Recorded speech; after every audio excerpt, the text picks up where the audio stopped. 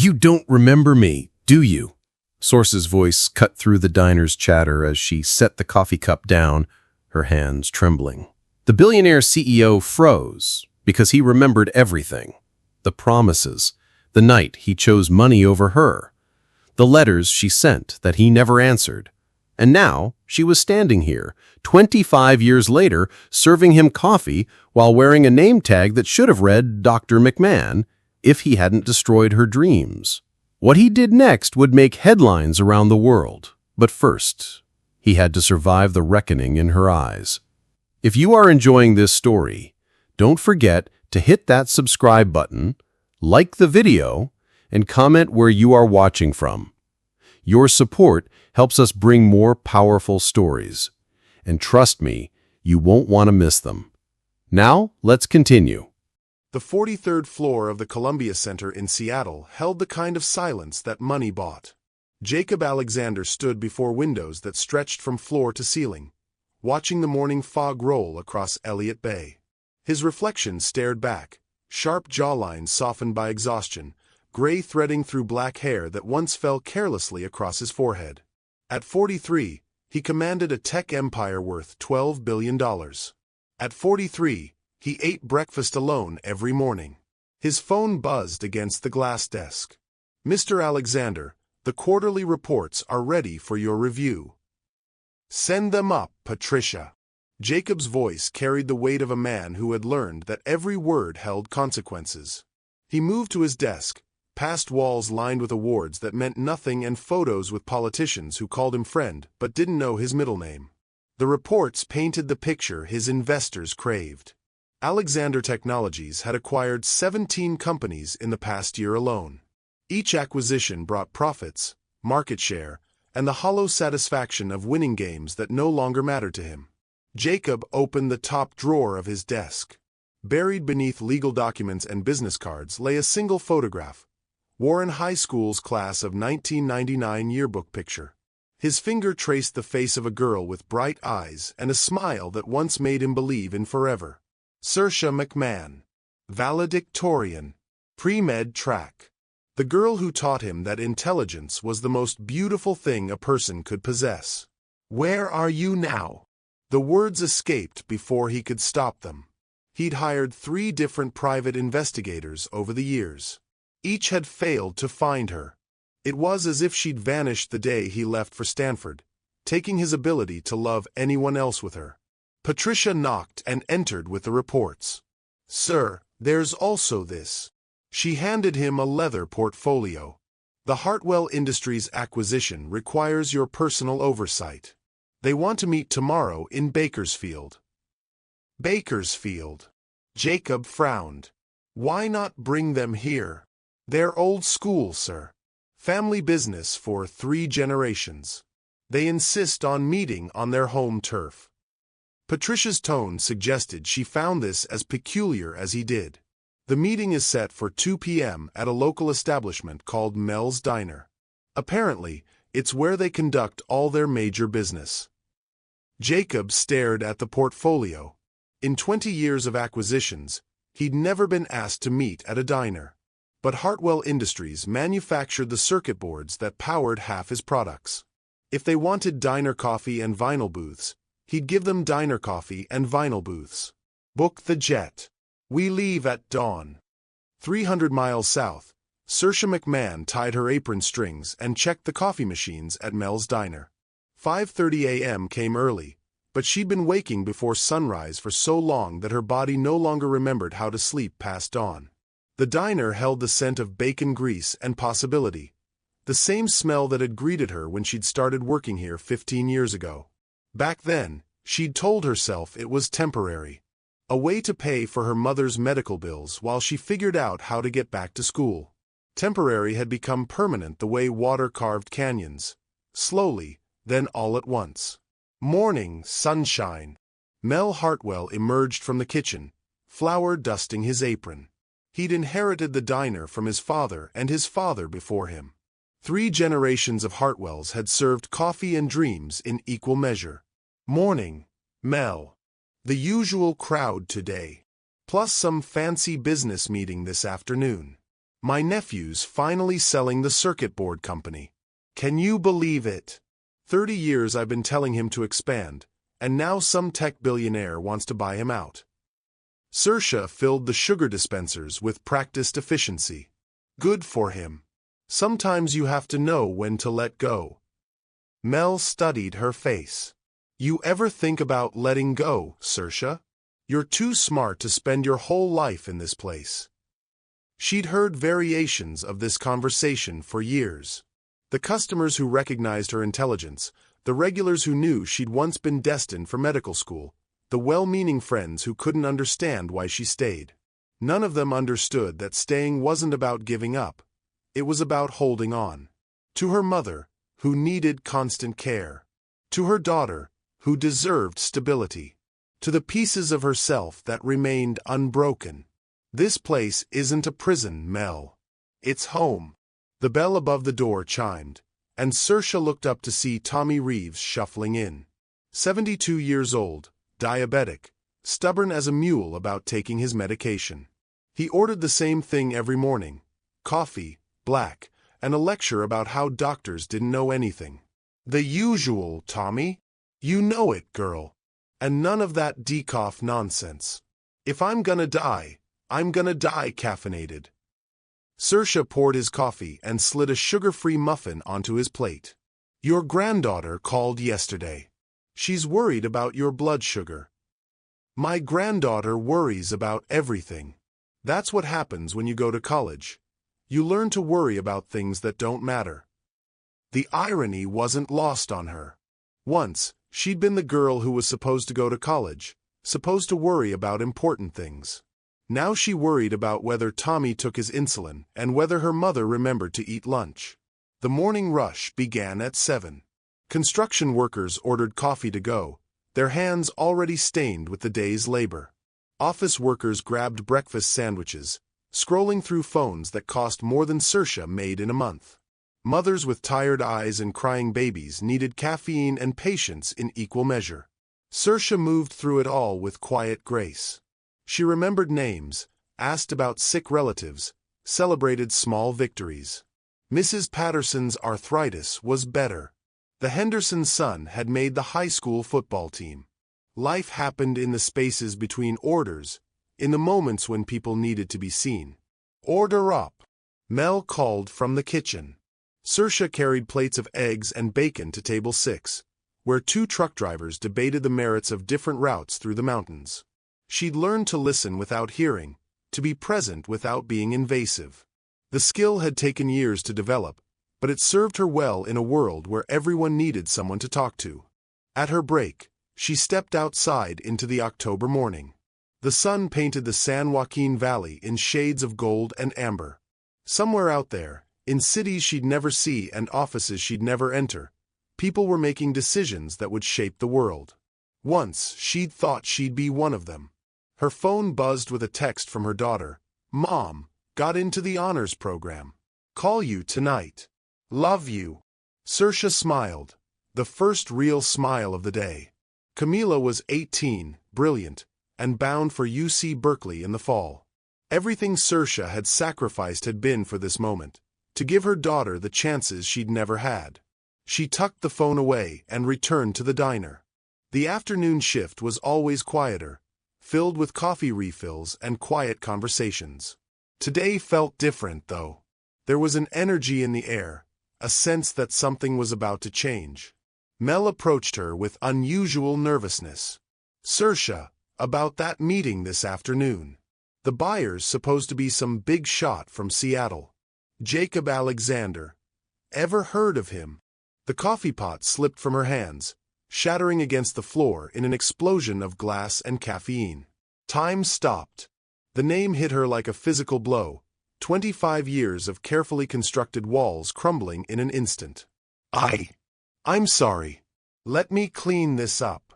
But as she knelt among the broken pieces, Saoirse McMahon knew that some things, once shattered, could never be put back together the same way again. The private jet descended through California's Central Valley at 1:47 p.m., 13 minutes ahead of schedule. Jacob stared through the oval window at acres of farmland stretching toward distant mountains, a landscape that bore no resemblance to the concrete and glass world he'd built around himself. His stomach twisted with an unfamiliar nervousness that had nothing to do with the Hartwell acquisition. "Sir, the car is waiting on the tarmac," his assistant Marcus informed him, checking his tablet. "Mel's Diner is approximately 12 minutes from the airport. Quite the unique venue for a business meeting." Jacob straightened his navy suit jacket and grabbed his briefcase. Sometimes the most important deals happen in unexpected places. The words felt prophetic as they left his lips, though he couldn't explain why. The rental car wound through Bakersfield streets, past strip malls and fast food chains that could have belonged to any American city. But as they approached the older part of town, the buildings grew smaller, more personal. Hand-painted signs replaced corporate logos. This was the kind of place where people knew their neighbors' names and business was conducted with handshakes instead of legal teams. Mel's Diner sat on the corner of Chester Avenue and 19th Street like a time capsule from 1962. Red vinyl booths lined the windows, and a neon sign buzzed with the promise of home-style cooking 24/7. Jacob's chest tightened as they pulled into the parking lot. Something about this place felt familiar in a way that defied logic. He pushed through the glass door, and a bell announced his arrival with a cheerful chime. The scent hit him first: coffee, bacon, and something sweeter that reminded him of... No, it couldn't be. The diner hummed with afternoon conversations. Two elderly men debated baseball statistics over pie and coffee. A mother cut pancakes for twin toddlers who wore more syrup than they consumed. In a corner booth, a teenager hunched over homework, earbuds blocking out the world. "You must be Mr. Alexander." Jacob turned to see Mel Hartwell approaching, a sturdy man in his 60s with calloused hands and genuine smile lines. "Mel Hartwell, thanks for making the drive down here. I know it's not what you're used to, but this place has been in my family for 40 years. Seemed fitting to discuss the future here." "Of course. I appreciate the authenticity." Mel led him toward a booth in the back corner. "Can I get you some coffee while we wait for my nephew? Best in the valley, I promise you that. Please." Jacob slid into the booth, his back to the wall out of habit. From here, he could survey the entire diner, catalog the exits, assess the situation. 20 years of high-stakes business had taught him to control his environment. But then she emerged from the kitchen. Time didn't slow. It stopped completely. She carried a coffee pot in one hand and wore a uniform the color of sunshine, her dark hair pulled back in a practical ponytail. 25 years had refined her features without hardening them, added wisdom to her eyes without dimming their intelligence. She moved with the same quiet grace he remembered, but there was something new in her bearing, strength forged by surviving whatever life had thrown at her since he'd last seen her face. Saoirse McMahon, the girl who'd held his heart, the woman he'd never stopped loving. Their eyes met across the diner, and the coffee pot trembled in her hands. For a heartbeat, she was 18 again, wearing his Letterman jacket and laughing at something he'd whispered in her ear. Then reality crashed back, and she was a stranger in a uniform, staring at the man who'd left her behind. Jacob's carefully constructed world tilted on its axis. "Sir." Mel's voice seemed to come from very far away. "Everything all right?" Jacob forced himself to breathe, to think, to function like the businessman he'd trained himself to be. But his hands shook as he reached for his water glass. "Fine. I'm fine." Saoirse approached their table with professional composure, but Jacob caught the slight hitch in her step, the way she gripped the coffee pot a little too tightly. When she spoke, her voice carried the same melodic quality that had once whispered his name in the darkness of teenage summers. "Good afternoon. Can I get you gentlemen some coffee?" The question was directed at both of them, but her eyes focused somewhere past Jacob's shoulder, as if looking directly at him might cause her physical pain. "Coffee would be great," Jacob managed, his voice rougher than intended. She poured slowly, carefully, the liquid dark as the secrets they'd both been carrying. When she leaned forward to fill his cup, he caught a hint of vanilla perfume, the same scent she'd worn to prom. The memory hit him like a physical blow, her hand in his, promises made under starlight, the way she'd looked at him like he hung the moon. Will there be anything else? The professional mask never slipped, but Jacob saw the teenager behind it, the girl who'd planned to change the world. Actually, Mel interjected, oblivious to the charged atmosphere. This is Saoirse McMahon, our finest waitress. Been with us 15 years. Saoirse, meet Jacob Alexander, the gentleman who's interested in buying out my nephew's business. The formal introduction felt absurd. They'd once known every freckle on each other's skin, every dream in each other's hearts. Now they were strangers making polite conversation in a diner that smelled like lost possibilities. Nice to meet you, Mr. Alexander. Her voice was steady, but Jacob caught the slight tremor underneath. I'll let you gentlemen discuss your business. She turned to leave, and panic flared in Jacob's chest. 25 years of wondering, of regret, of building an empire to fill the void she'd left behind, and now she was walking away again. Saoirse. Her name escaped before he could stop it. She paused, her shoulders tensing. Yes. 1,000 questions crowded his throat. Where have you been? Are you happy? Do you ever think about us? Did you know I never stopped looking for you? Thank you for the coffee. The words were inadequate, pathetic even.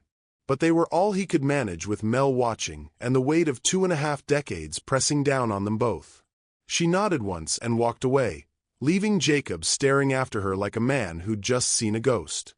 Fine woman, Mel commented, settling back into his seat. Smart as a whip. Used to be pre-med, you know. Life threw her some curveballs, but she landed on her feet. Always does.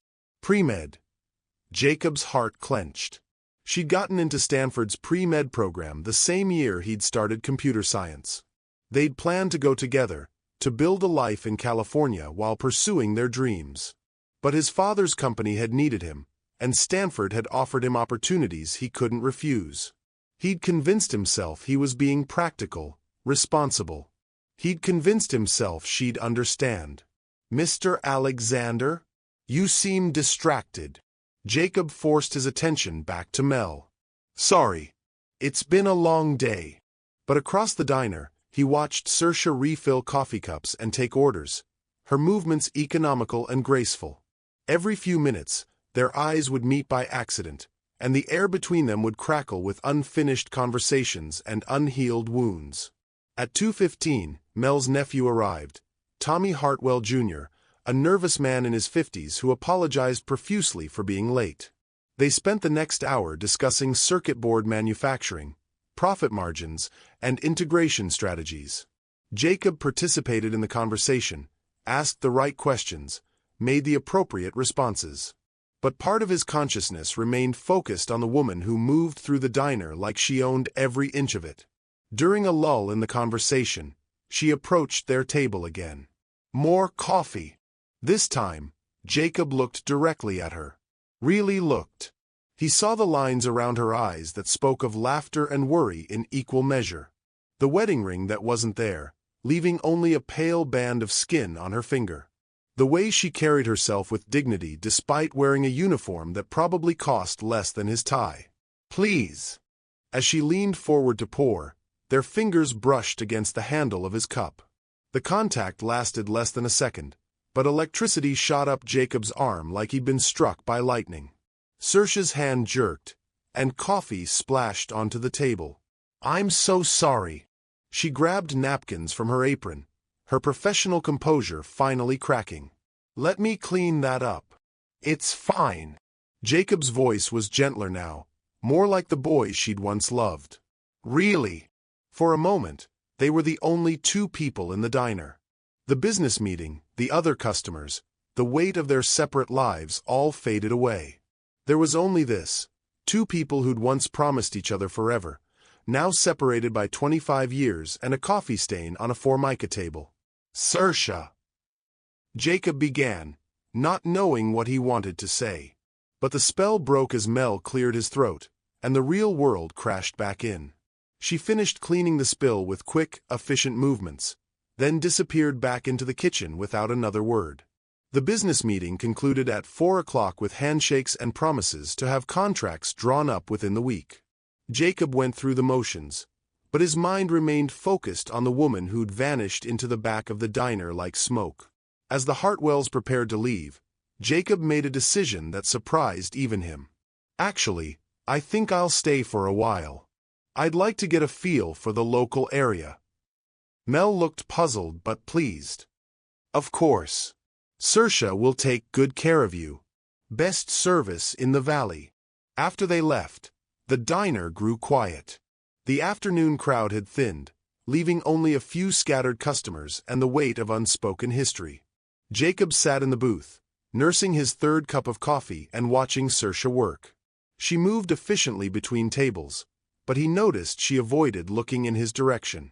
The careful distance she maintained spoke volumes about the wounds that had never properly healed. Finally, as the sun began its descent toward the western mountains, she approached his table one more time. "Will there be anything else, Mr. Alexander?" The formal address stung. Once she'd called him Jake, or sometimes just mine when they were alone in his car beneath the California stars. "Actually, yes." Jacob met her eyes, his heart hammering against his ribs. "I was wondering if you might have a minute to talk." Saoirse glanced around the diner, checking for other customers who might need her attention. When she looked back at him, her expression was carefully neutral. "About what?" Such a simple question. Such a complicated answer. "About us." The words hung in the air between them like a confession. Saoirse's mask slipped just enough for him to glimpse the pain underneath, the same pain he'd been carrying for 25 years. "There is no us, Mr. Alexander. There hasn't been for a very long time." But even as she said it, even as she turned away from him once again, Jacob saw the truth in her eyes. Some things, once broken, left scars that never fully faded. And some love stories were written in coffee stains and trembling hands, in the spaces between what was said and what could never be taken back. The words hung between them like a verdict. "There is no us, Mr. Alexander. There hasn't been for a very long time." Jacob watched Saoirse walk away, her spine straight despite the tremor in her voice. The formal distance of Mr. Alexander cut deeper than any accusation could have. He stared into his coffee cup, seeing his reflection fractured in the dark surface. Across the diner, Saoirse busied herself wiping down tables that were already clean. Her movements were sharp, almost aggressive, as if she could scrub away the last hour along with the coffee rings. Every few seconds, she'd glance toward the kitchen door like a trapped animal calculating escape routes. Jacob pulled out his phone, pretending to check emails while his world tilted sideways. The screen showed 17 missed calls from his assistant, 12 text messages about the Singapore merger, and a calendar notification for tomorrow's board meeting. The digital demands of his empire felt suddenly trivial compared to the woman 20 feet away who was methodically destroying a paper napkin with shaking fingers. A new customer entered, the bell's cheerful chime jarring in the tense atmosphere. The man was tall, wearing oil-stained coveralls and a weary expression that suggested a long day at whatever job kept his hands permanently stained with honest work. He slid into a booth near the window and smiled when Saoirse approached. "Hey, beautiful." "The usual." Jacob's jaw clenched at the casual endearment, but he watched Saoirse's face transform. The professional mask softened into something genuine, almost maternal. "Long day, Connor?" She poured coffee without being asked, her movements fluid and natural. "Transmission job from hell. Been under that hood since 6 this morning." Connor stretched, his joints popping audibly. "How's Kelsey doing with her college applications?" "She submitted her last one yesterday. UC Davis for veterinary science." Pride radiated from Saoirse's voice. 17 years old and already knows exactly what she wants to do with her life. Gets that from her mama. Smart women run in the McMahon family. Jacob's chest constricted. Kelsey. Saoirse had a daughter. 17 years old. The math was simple and devastating. She'd moved on, built a life, raised a child. While he'd been acquiring companies and building his fortune, she'd been creating something infinitely more valuable. "I'll get your meatloaf," Saoirse said, squeezing Connor's shoulder before heading toward the kitchen. As she passed Jacob's booth, he caught her wrist gently. The contact sent electricity through both of them, but neither pulled away immediately. "Please." 5 minutes. Her dark eyes searched his face, looking for something she didn't seem to find. "I have customers to serve. After your shift, then. I have a second job at the hospital. Night cleaning crew." She pulled her wrist free, but not roughly. Some of us never had the luxury of choosing just one career path. The words weren't accusatory, but they landed like physical blows. Jacob released her, watching her disappear into the kitchen with Connor's order. Through the pass-through window, he could see her leaning against a steel counter, her eyes closed as if gathering strength for whatever came next. His phone buzzed. Marcus again. "Sir, the contracts for the Singapore deal need your review by 8 p.m. Eastern. Also, the Wall Street Journal wants a comment on the Hartwell acquisition." Jacob stared at the phone, at the world of quarterly reports and stock prices that had consumed his life for 2 decades. 24 hours ago, this call would have sent him into immediate action. Now it felt like noise from another universe. "Handle it," he said simply. "Sir. All of it. Handle all of it." He ended the call and watched through the kitchen window as Saoirse loaded Connor's plate with meatloaf, mashed potatoes, and green beans. She moved with the efficiency of someone who'd done these motions thousands of times. But Jacob remembered when those same hands had sketched molecular diagrams and written lab reports that impressed professors twice her age. When she emerged with Connor's dinner, Jacob made another attempt. "That scholarship you mentioned, UC Davis. Those are expensive dreams." Saoirse set the plate down with controlled precision, but Jacob saw her knuckles whiten as she gripped the edge of the table. "We manage just fine, thank you." "I didn't mean." "I know exactly what you meant." Her voice was barely above a whisper, but it carried the force of years of accumulated hurt. The poor little waitress struggling to send her kid to college. The charity case who didn't make it out of her small town. "Is that what you see when you look at me?" "That's not what I see at all." "Then what do you see, Jacob?" His name on her lips felt like absolution and condemnation in equal measure. She dropped the formal distance, and the raw pain underneath was worse than her professional politeness had been. "I see the woman who got a perfect score on her SATs. Who wanted to cure cancer and probably could have. Who used to fall asleep reading medical journals because she found them more interesting than any novel." His voice grew rougher. "I see the girl who deserved so much better than what life gave her." "What life gave me?" Saoirse laughed, but there was no humor in it. "Life didn't give me anything, Jacob. Life offered me choices, and I made them. Just like you made yours." Before he could respond, the kitchen timer buzzed, and she was moving again, checking on other customers, refilling coffee cups, maintaining the careful dance that kept a small-town diner running. But Jacob could see the cracks in her armor now. The way her smile didn't quite reach her eyes when she talked to the regular customers who clearly adored her. At 6:30, the dinner rush began. Families filled the booths, teenagers claimed the counter stools, and Saoirse moved between them all like a conductor orchestrating a familiar symphony. Jacob watched her interact with a young couple celebrating their anniversary, an elderly woman who needed help reading the menu, a group of high school students counting quarters to pay for pie and coffee. With each interaction, Jacob saw deeper into who she'd become.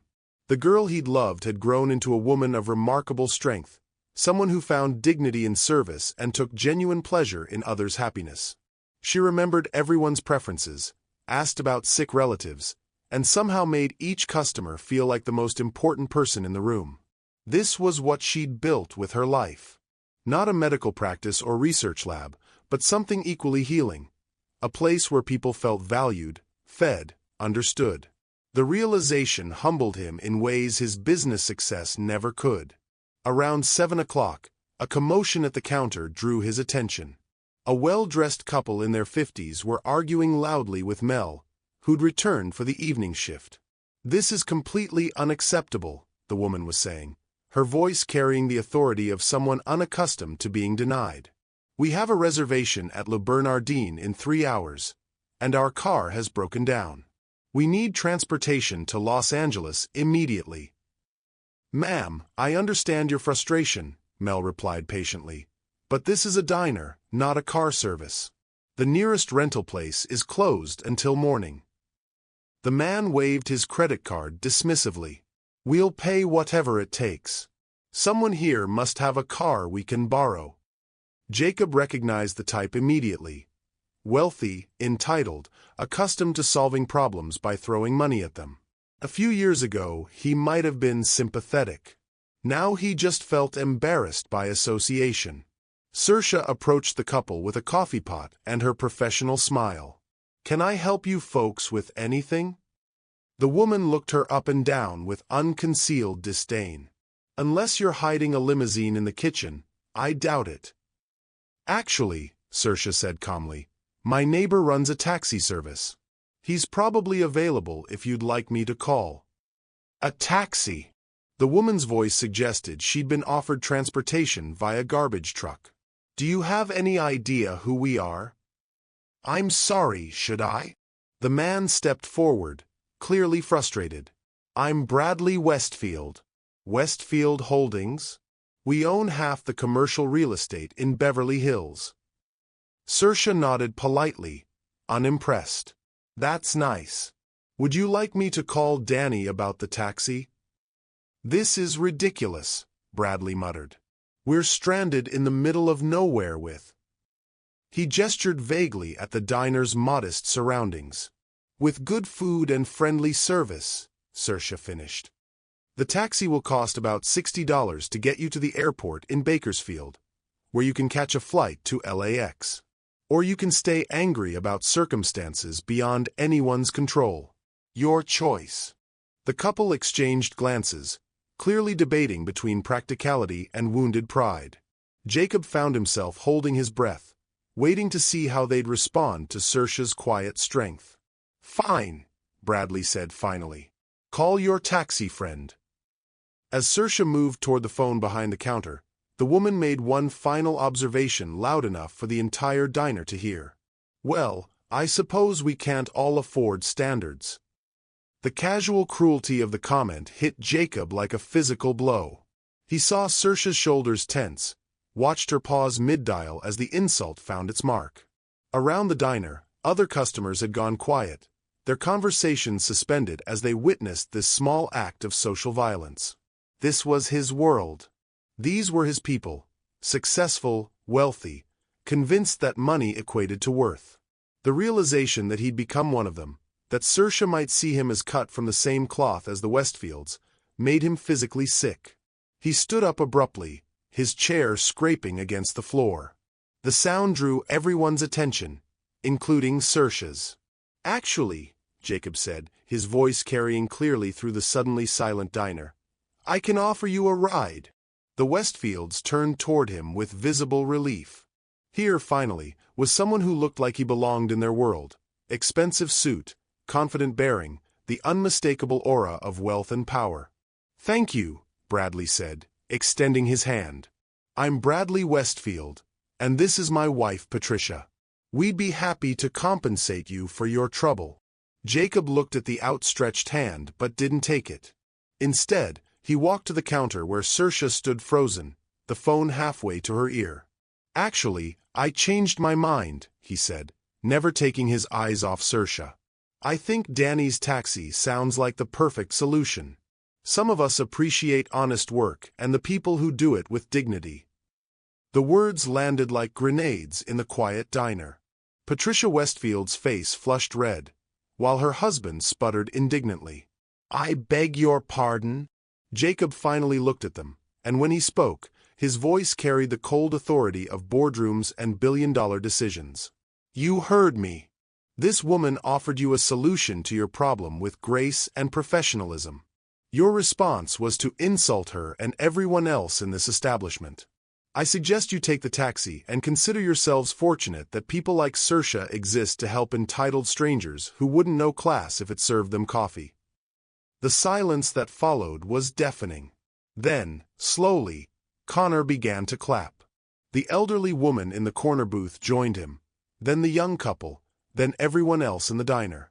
The applause wasn't loud or theatrical, but it carried the weight of recognition. Someone had finally stood up for what was right. The Westfields left in a huff, muttering about lawsuits and reviews.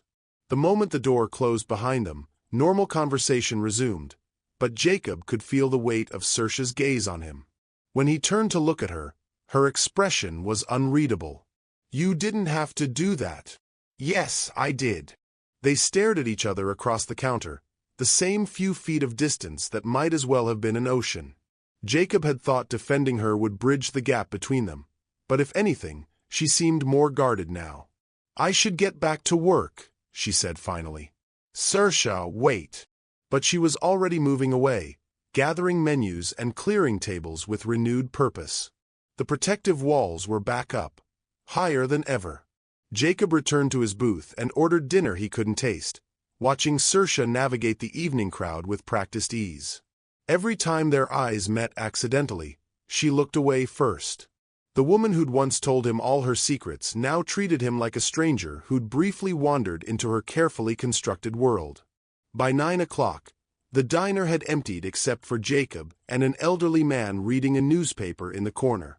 Saoirse was wiping down tables and stacking chairs, preparing for her shift to end and her second job to begin. Jacob left a $50 tip on a $12 meal and walked to the counter where she was counting the register. "Saoirse." She looked up, her dark eyes reflecting exhaustion and something else he couldn't identify. "Thank you," she said quietly, "for what you did with those people. That wasn't necessary, but it was kind. It was overdue." They looked at each other across the counter, and for a moment Jacob glimpsed the girl who'd once believed in forever. Then the moment passed, and the woman returned. "I have to go," she said. "My shift at the hospital starts in 20 minutes. Jacob nodded, accepting the dismissal.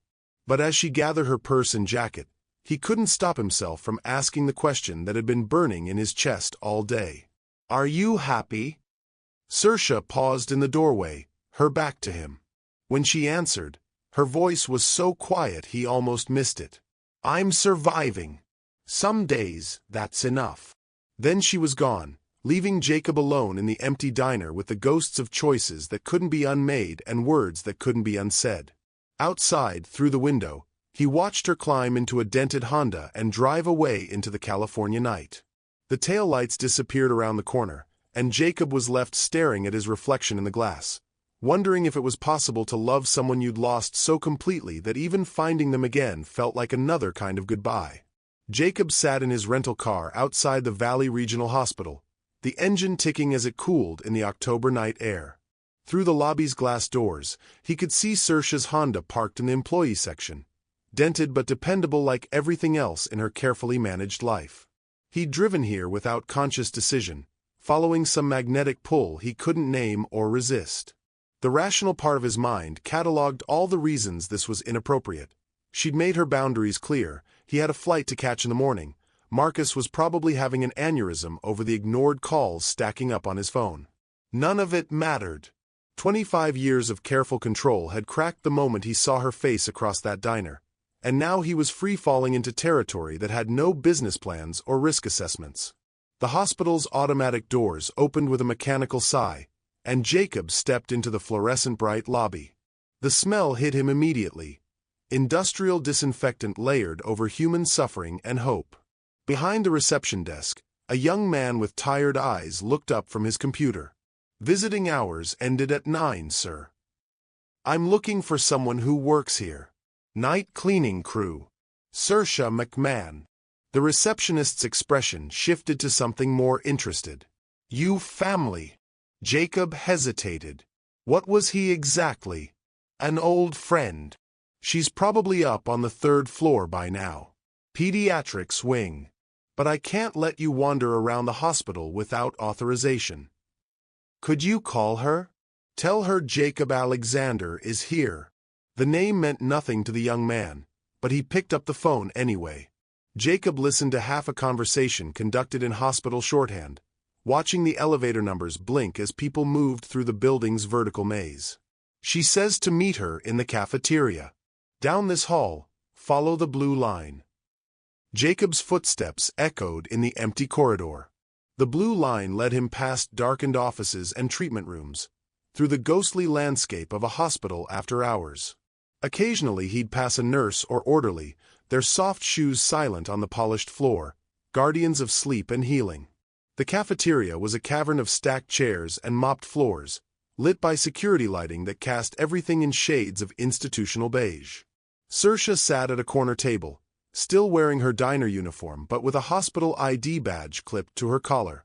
She'd pulled her hair back into a ponytail, and without makeup, she looked younger but more fragile.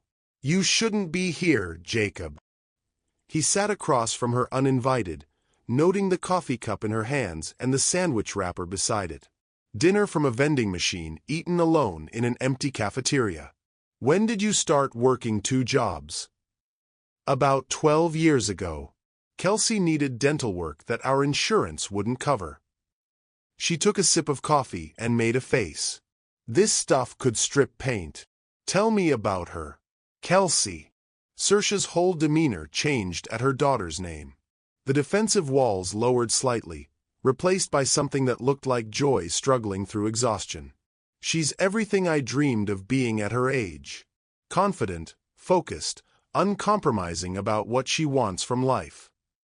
Saoirse pulled out her phone and scrolled to a photo, a beautiful teenager with Saoirse's eyes and a smile that could power cities.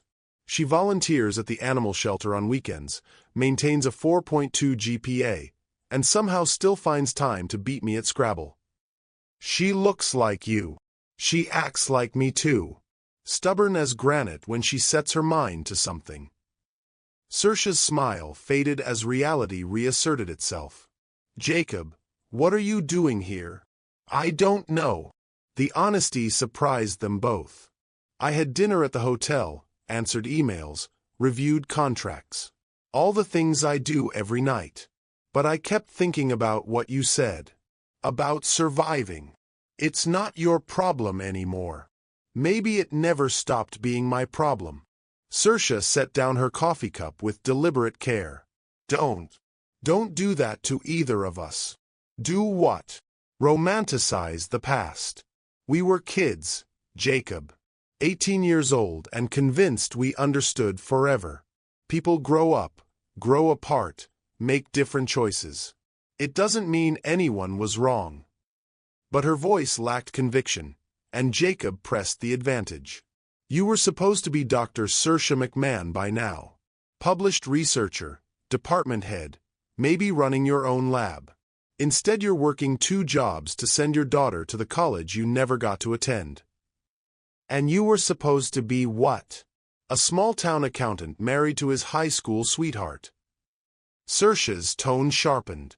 "You built an empire, Jacob. You're worth more money than most countries. By any measure, you won." "Did I?" The question hung between them like a challenge. Saoirse studied his face in the harsh cafeteria lighting, looking for deception or manipulation. Whatever she saw there made her shoulders sag slightly. "You can't fix the past with money." "I'm not trying to fix the past. I'm trying to understand how we got here." A maintenance cart rattled past the cafeteria entrance, pushed by a woman in scrubs who nodded at Saoirse. The interruption reminded them both where they were and why. "I have to start my rounds in 10 minutes. Then talk to me for 10 minutes. Not as the woman who's been hurt, just as Saoirse. Tell me what happened after I left." She was quiet for so long Jacob thought she might refuse. When she finally spoke, her voice was distant, as if she was recounting someone else's story. "I got into Berkeley. Full scholarship. Pre-med track, just like we planned." She traced patterns on the table with her finger. "I lasted 1 semester. What happened?" "Dad had his first heart attack Thanksgiving weekend. Mom couldn't handle the medical bills and his care by herself. I came home for Christmas break and never went back. Jacob felt something cold settle in his stomach. You gave up Berkeley to take care of your parents? I gave up Berkeley because it was the right thing to do. Family first. You remember my father, how he worked 3 jobs to keep food on the table. When he needed me, there wasn't a choice to make. The simple dignity of her sacrifice hit Jacob like a physical blow. While he'd been networking and climbing academic ladders, she'd been changing bedpans and holding vigil in hospital rooms.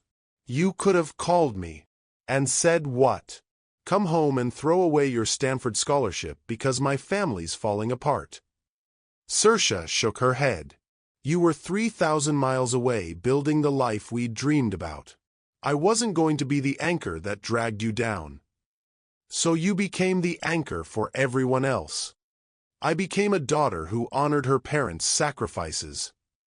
Jacob wanted to argue that there might have been other ways, that love should have found a solution that didn't require her to give up everything.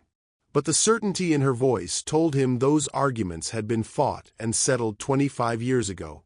What about medical school later? After your father recovered? He didn't recover.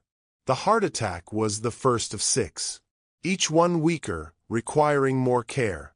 Mom developed early-onset Alzheimer's when I was 23. By then I had Kelsey to think about too. Kelsey's father isn't in the picture. Never was, really.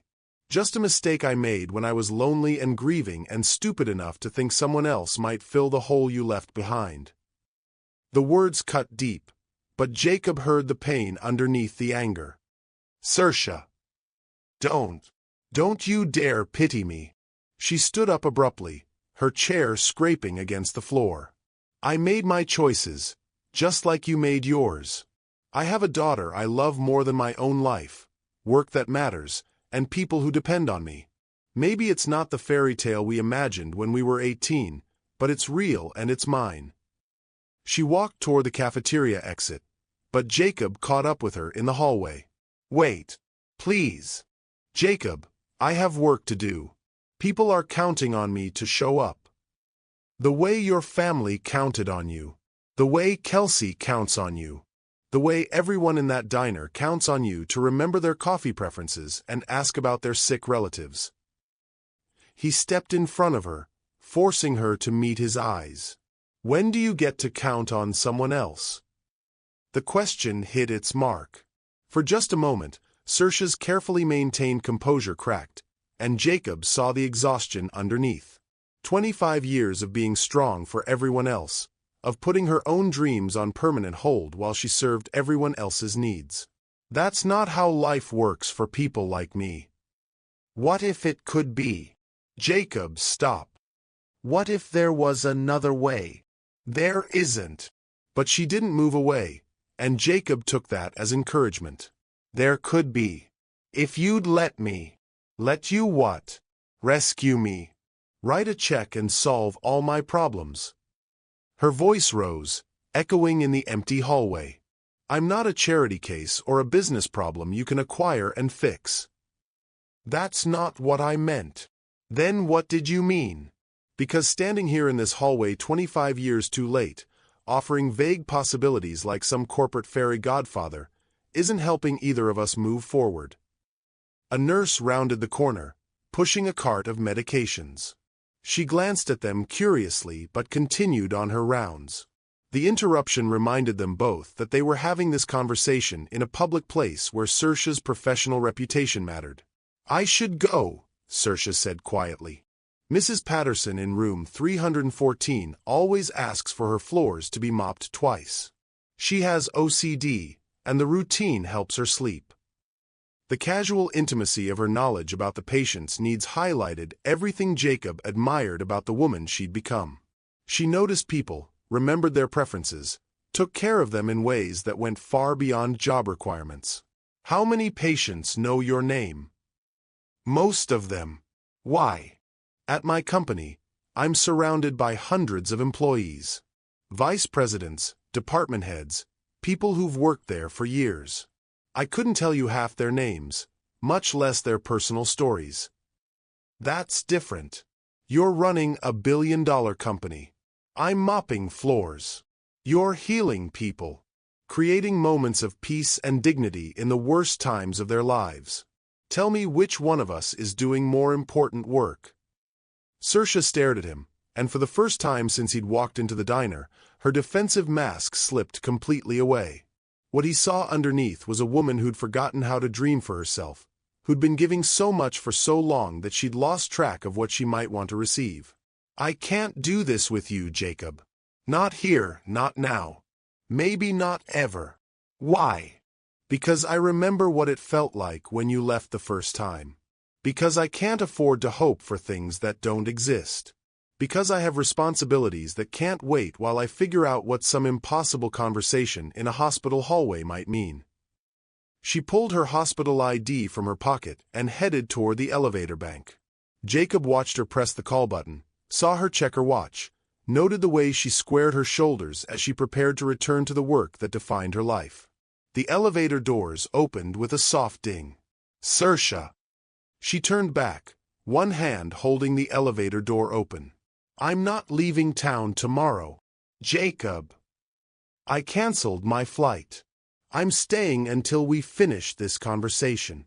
There's nothing left to say. There's 25 years of things to say." The elevator began to beep insistently, and Saoirse had to make a choice. She could step inside and end this, or she could acknowledge that maybe, despite all the hurt and distance and impossibility, there were still things worth fighting for. She let the elevator doors close and walked back to where Jacob stood waiting. 3 days, she said. "I work doubles through Wednesday, then I have Thursday off. If you're still here Thursday morning, we can talk. Really talk. But after that, you go back to your life and I go back to mine.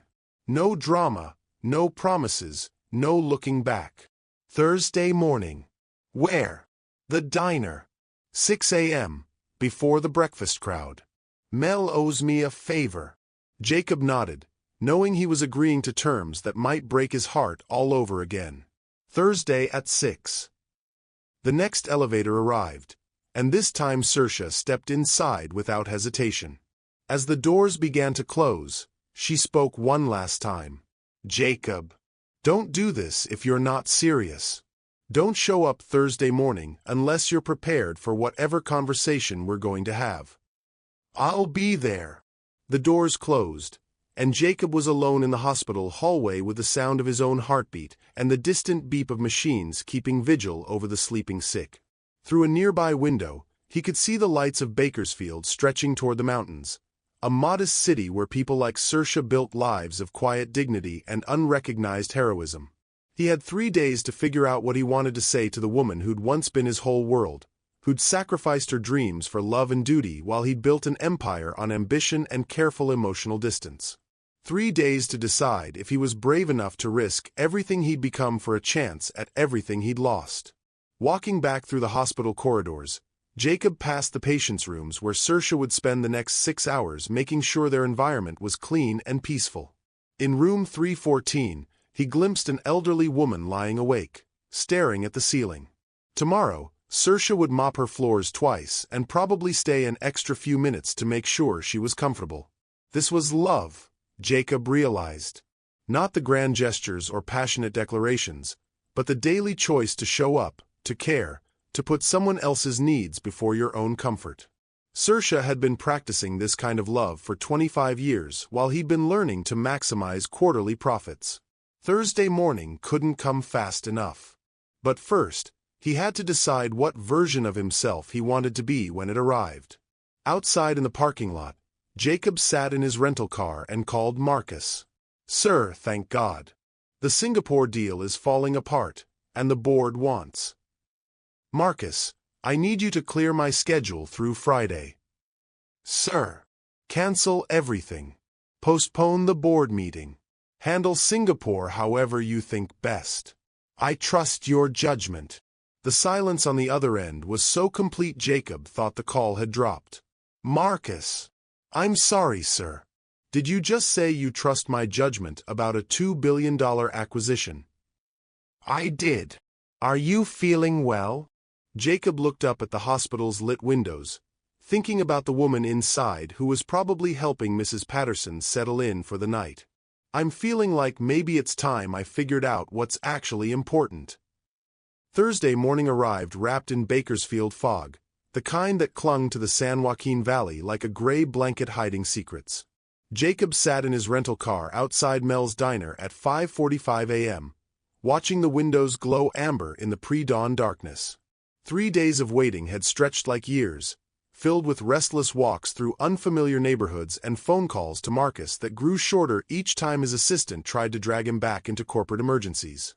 Through the diner's windows, he could see movement. Mel himself was there early, flipping switches and starting coffee machines, preparing for another day of feeding a town that ran on bacon grease and honest conversation. No sign of Saoirse yet. Jacob's phone buzzed with a text from Marcus. Board meeting postponed to Monday. Singapore deal on life support. Press asking questions about your absence. Need guidance ASAP. He turned the phone face down without responding. For the first time in 15 years, Alexander Industries would have to function without his constant oversight. The thought should have terrified him. Instead, it felt like stepping out of a cage he'd built around himself one successful quarter at a time. At exactly 6 a.m., Saoirse's Honda pulled into the parking lot. She sat behind the wheel for a moment, hands gripping the steering wheel, gathering courage for a conversation that could reshape the careful boundaries of her world. When she finally emerged, Jacob saw she was wearing jeans and a soft blue sweater instead of her diner uniform. Her hair fell loose around her shoulders, and she looked younger, more vulnerable than the armored waitress who'd served him coffee 4 days ago. Mel unlocked the door as they approached, his weathered face creased with curiosity and protective concern. Morning, Saoirse. Coffee's fresh, and I've got blueberry pancakes if you change your mind about breakfast. He studied Jacob with the suspicious eye of a man who'd watched too many people come and go from his regular customers' lives. You must be the businessman causing all the fuss. Jacob Alexander.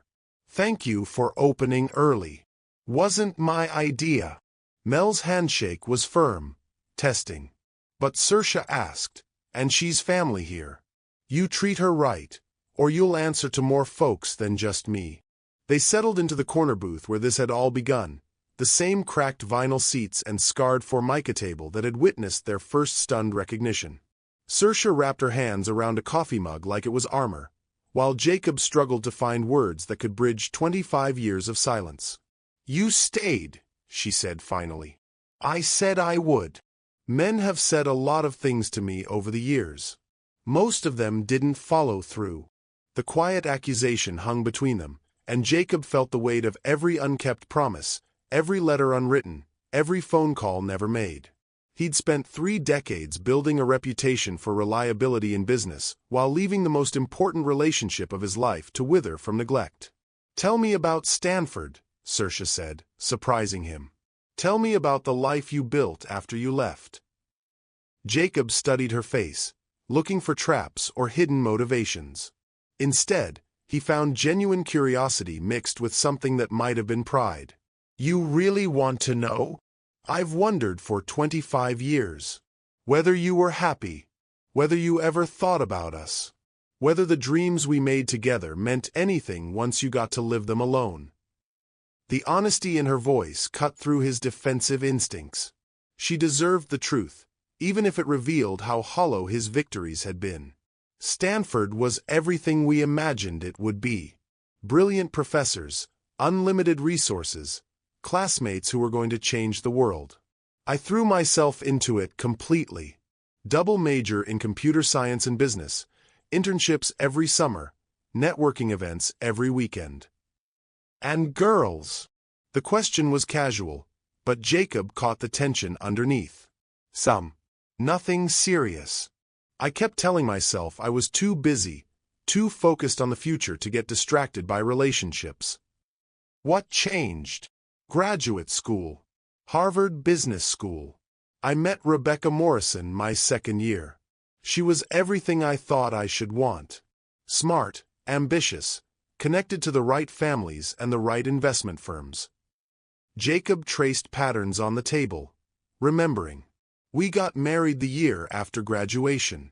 Big wedding in the Hamptons, merger of two promising careers. Did you love her? The question caught him off guard with its directness. Saoirse had always been like that, cutting straight to the heart of things while everyone else danced around the edges. I thought I did. Or maybe I loved the idea of her, the life we were supposed to build together. She was perfect on paper. But I kept comparing everything to a memory of an 18-year-old girl who used to help me with chemistry homework and believed I could conquer the world. Saoirse's eyes softened slightly, but she didn't let him off the hook. What happened to the marriage? It lasted 8 years. Long enough for me to build the company, go public, make our first billion. Rebecca got tired of coming second to spreadsheets and acquisition targets. She said living with me was like being married to a beautiful stranger who spoke only in quarterly projections. She wasn't wrong. No, she wasn't. The divorce was amicable, expensive, and completely predictable. She kept the house in Connecticut, I kept the company, and we both pretended we weren't relieved to end the performance. Mel appeared at their table with a coffee refill, his timing impeccable. You folks need more time, or should I start setting up for the breakfast crowd? A few more minutes, Saoirse said. Thank you, Mel. When they were alone again, she leaned forward slightly. No children. Rebecca wanted them eventually, but there was always another deal, another expansion, another reason to wait. By the time we had enough money to hire the best nannies and send kids to the best schools, we realized we didn't have enough love left to make it worthwhile. The admission hung in the air like a confession. Jacob had never said those words aloud, had barely admitted them to himself during the long nights in his empty penthouse. And after the divorce, I became exactly what you'd expect. The workaholic billionaire who dates models and actresses for magazine covers and charity galas. Beautiful women who look perfect in photographs and have nothing to say over dinner except how successful I am. Sounds lonely. It was. But loneliness felt safer than vulnerability. Easier to control than love. Saoirse was quiet for a long moment, processing his story. When she spoke again, her voice was gentler. Do you remember the night before you left for Stanford? We went to Miller's Point and stayed up until sunrise talking about our future. Jacob closed his eyes, and the memory rushed back with devastating clarity. They'd been 18 and immortal, drunk on possibility and each other's touch. Saoirse had worn his Letterman jacket over a white sundress, and they'd made promises under the stars that felt more binding than any legal contract. You said we'd make it work. Long distance for 4 years, then medical school for you somewhere close to wherever I ended up for my MBA. We had it all planned out. I believed every word of it, Jacob said. That night, holding you, I couldn't imagine any force on earth strong enough to keep us apart. So what happened? When did the plan fall apart? This was the conversation they'd never had, the post-mortem of their shared dreams that had been postponed for 25 years. Jacob felt like he was performing surgery on his own heart, but Saoirse deserved to understand how they'd ended up here. The first semester was brutal, harder than anything I'd ever experienced. 15-hour days, professors who seemed determined to break us, classmates who made high school valedictorians look average. I was drowning and too proud to admit it. You never told me any of that in your letters. Because I was scared you'd lose faith in me. Scared you'd realize I wasn't as brilliant as everyone in Bakersfield thought I was. So instead you just stopped writing? The hurt in her voice was still fresh after all these years, and Jacob realized his attempt to protect her feelings had caused infinitely more damage than honesty would have. I kept starting letters. Must have written 100 different drafts, trying to explain why I was failing, why I wasn't the person you'd fallen in love with. But every time I tried to put it on paper, it sounded like excuses or self-pity. I would have understood. I would have helped. I know that now. But at 18, terrified and failing for the first time in my life, I convinced myself that silence was kinder than disappointing you. And when you stopped failing, when you figured out how to succeed. Jacob met her eyes, knowing this was the moment that would define everything that came after. By then I'd built a life that didn't have space for the dreams we'd made together.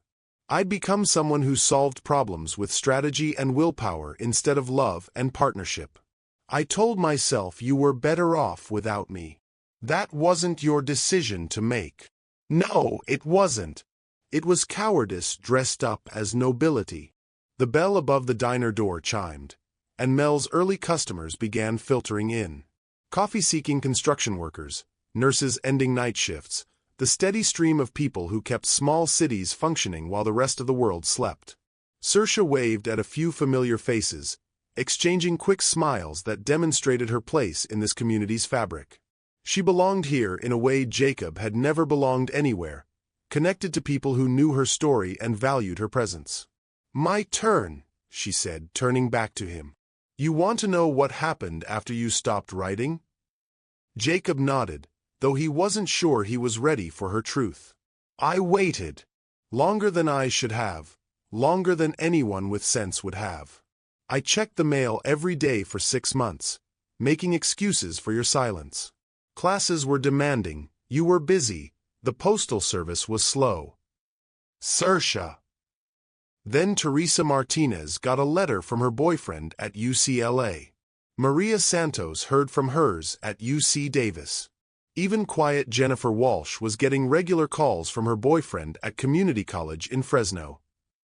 Her voice was matter-of-fact, but Jacob could hear the 18-year-old girl's pain underneath. That's when I knew it wasn't the postal service. "What did you do?" "I called Stanford. Spent my Christmas money on long-distance charges, trying to reach you.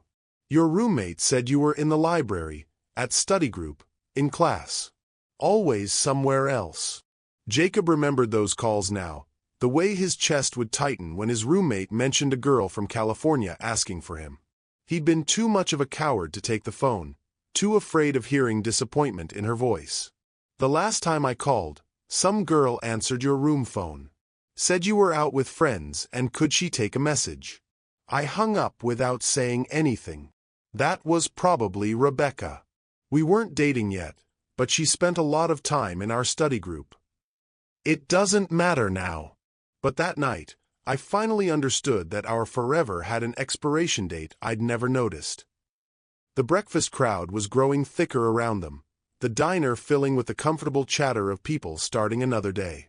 Mel caught Saoirse's eye and tapped his watch, a gentle reminder that other customers needed tables. "We should probably wrap this up," Saoirse said, but she made no move to leave. "Not yet. Tell me about Berkeley. Tell me about giving up medical school." Her face changed, the careful composure cracking to reveal old grief. "You really want to hear this? I need to understand what my choices cost you." She took a deep breath, as if preparing to dive into cold water. "Dad's heart attack happened 2 days before my organic chemistry final. I was home for Thanksgiving, planning to spend the weekend studying, when Mom called from the hospital." Jacob could see it, 19-year-old Saoirse racing through emergency room corridors, her textbooks forgotten as she confronted the fragility of everything she'd taken for granted. He survived the first one, but barely. Triple bypass, weeks in intensive care, months of recovery that insurance only partially covered. Mom was working double shifts at the cannery, but medical bills were crushing us. "You could have taken student loans." "To cover what?" Dad couldn't work, Mom was exhausted, and I was 300 miles away studying protein synthesis while my family fell apart. The math wasn't complicated. "So you came home." "I finished my freshman year, then transferred to Bakersfield College. Told everyone it was temporary, just until Dad got back on his feet. I'd reapply to Berkeley the following year, maybe UC Davis. Medical school would just be delayed, not abandoned." But Jacob could see the end of that story in her eyes. "Your father never recovered. 5 more heart attacks over 6 years. Each one weaker, requiring more care. I became his nurse, Mom's emotional support, the family's primary breadwinner. Medical school became a fantasy I couldn't afford to indulge. And Kelsey. Saoirse's face softened at her daughter's name, maternal love temporarily overriding old pain. She was my light during the darkest period. Dad died when I was 25, Mom's Alzheimer's was getting worse, and I was working 3 jobs to keep us afloat. Then this beautiful, impossible baby arrived and gave me a reason to keep fighting. Her father. A mistake that taught me the difference between loneliness and love. He lasted until Kelsey was 6 months old, then decided fatherhood was too much responsibility for his artistic career. Saoirse's tone was matter-of-fact, but Jacob caught the old hurt underneath. I haven't heard from him in 16 years, and that's probably best for everyone. The parallels between their stories struck Jacob like a physical blow. Both of them had made choices based on fear and responsibility, sacrificing love for what seemed like necessity. The difference was that Saoirse's sacrifices had been for other people, while his had been for his own ambition. Do you regret it? Giving up Berkeley, medical school, the life you'd planned? Saoirse considered the question seriously, tracing the rim of her coffee cup as she thought. I regret that circumstances made the choice for me. I regret that being a good daughter meant giving up being anything else. But I don't regret the person those choices made me become. Even working 2 jobs to send your daughter to the college you never got to finish? Especially that. Kelsey gets to dream bigger than I did because I made sure she wouldn't have to choose between family loyalty and personal ambition. That's not a sacrifice. That's victory. The pride in her voice was unmistakable, and Jacob realized he was looking at a kind of success he'd never learned to measure. Saoirse had built her life around love and service, creating value that couldn't be quantified in quarterly reports or stock prices. She's lucky to have you as a mother. She's lucky to live in a time when smart women don't have to choose between caring for family and pursuing careers. When I was her age, those felt like mutually exclusive options. And now she's applying to veterinary programs at UC Davis and Colorado State. She'll be Dr. Kelsey McMahon someday, and she'll never have to wonder what she might have become if circumstances had been different. The simple statement carried the weight of a life spent ensuring someone else's dreams could flourish. Jacob thought about his own legacy, a company that would survive him, stock portfolios that would generate returns for decades, a reputation for business acumen that would outlast his memory. None of it felt as meaningful as the diploma Saoirse's daughter would earn next spring. I need to ask you something, Jacob said, his voice rougher than he intended. And I need you to be completely honest. Haven't I been? If I'd taken those phone calls, if I'd written back, if I'd come home that first Christmas instead of taking an internship in Silicon Valley, would it have changed anything? Saoirse was quiet for so long Jacob thought she might not answer. When she finally spoke, her words carried 25 years of wonder and regret. Yes, it would have changed everything. How? Because I would have known I mattered to you. I would have known that our love was worth fighting for, worth building a life around, worth the risk of disappointment and failure. She looked directly at him, her eyes bright with unshed tears. I would have known that when life got difficult, we'd face it together instead of apart. The truth hit Jacob like a physical blow. All his careful rationalizations, his belief that silence had been kindness, his conviction that success justified abandonment, all of it crumbled in the face of her simple honesty. I'm sorry, he said, and the words felt inadequate for the magnitude of what he'd lost, what he'd cost them both. I know you are, but sorry doesn't give me back 25 years of wondering if I was worth remembering. It doesn't give me back the medical career I dreamed about or the partnership I thought we were building. Then what can I do? How do I make amends for the choices that hurt you? Saoirse stood up, gathering her purse and jacket, preparing to leave. The breakfast crowd was in full swing now, and their private conversation was becoming a public spectacle. You don't make amends for the past, Jacob. You make better choices about the future. She was halfway to the door when he caught up with her, his hand gentle on her arm. Wait, is there a future? For us, I mean. Saoirse turned to face him, and for a moment, he saw the 18-year-old girl who'd believed in forever. I don't know. I honestly don't know if either of us is capable of the kind of love we're talking about. You've spent 25 years building walls around your heart, and I've spent 25 years learning not to trust in promises. But you're willing to try? I'm willing to see what happens next. That's not the same thing. Jacob nodded, understanding that he was being offered a chance, not a guarantee. After 25 years of certainty built on careful control, uncertainty felt like stepping off a cliff. What happens next? You go back to your hotel. I go home and help Kelsey with her veterinary school applications. Tomorrow we both return to our regular lives and see how they feel knowing what we know now. And then we find out if the people we've become can build something real together, or if we're just two middle-aged people trying to recapture something that only existed when we were young enough to believe in fairy tales. She walked away without looking back, leaving Jacob standing in the parking lot with the smell of bacon and coffee and the sound of a small city waking up to another day of ordinary miracles. Through the diner windows, he could see Mel wiping down tables and talking to customers, the rhythm of small-town community that had sustained Saoirse through 25 years of quiet heroism. This was her world, built on relationships and responsibility and the daily choice to show up for people who needed her. Jacob pulled out his phone and stared at the screen full of missed calls and urgent messages from his other life. For the first time in decades, he had to choose between the empire he'd built and the love he'd lost. The choice, he realized, would define everything that came after. Friday morning came soft and golden over Bakersfield, the kind of California autumn day that made even industrial neighborhoods look like paintings. Jacob had spent the night walking empty streets, his mind churning through everything Saoirse had revealed. By dawn, he'd made a decision that would either prove his transformation or expose him as the same scared boy who'd chosen silence over love 25 years ago. He arrived at Kelsey's veterinary clinic at exactly 7 a.m., before the first appointments of the day. The small animal hospital sat on the corner of Chester Avenue and Truxton Street, its cheerful blue exterior dotted with painted paw prints and a sign that read Paws and Hearts Animal Care, Dr. Martinez and Associates.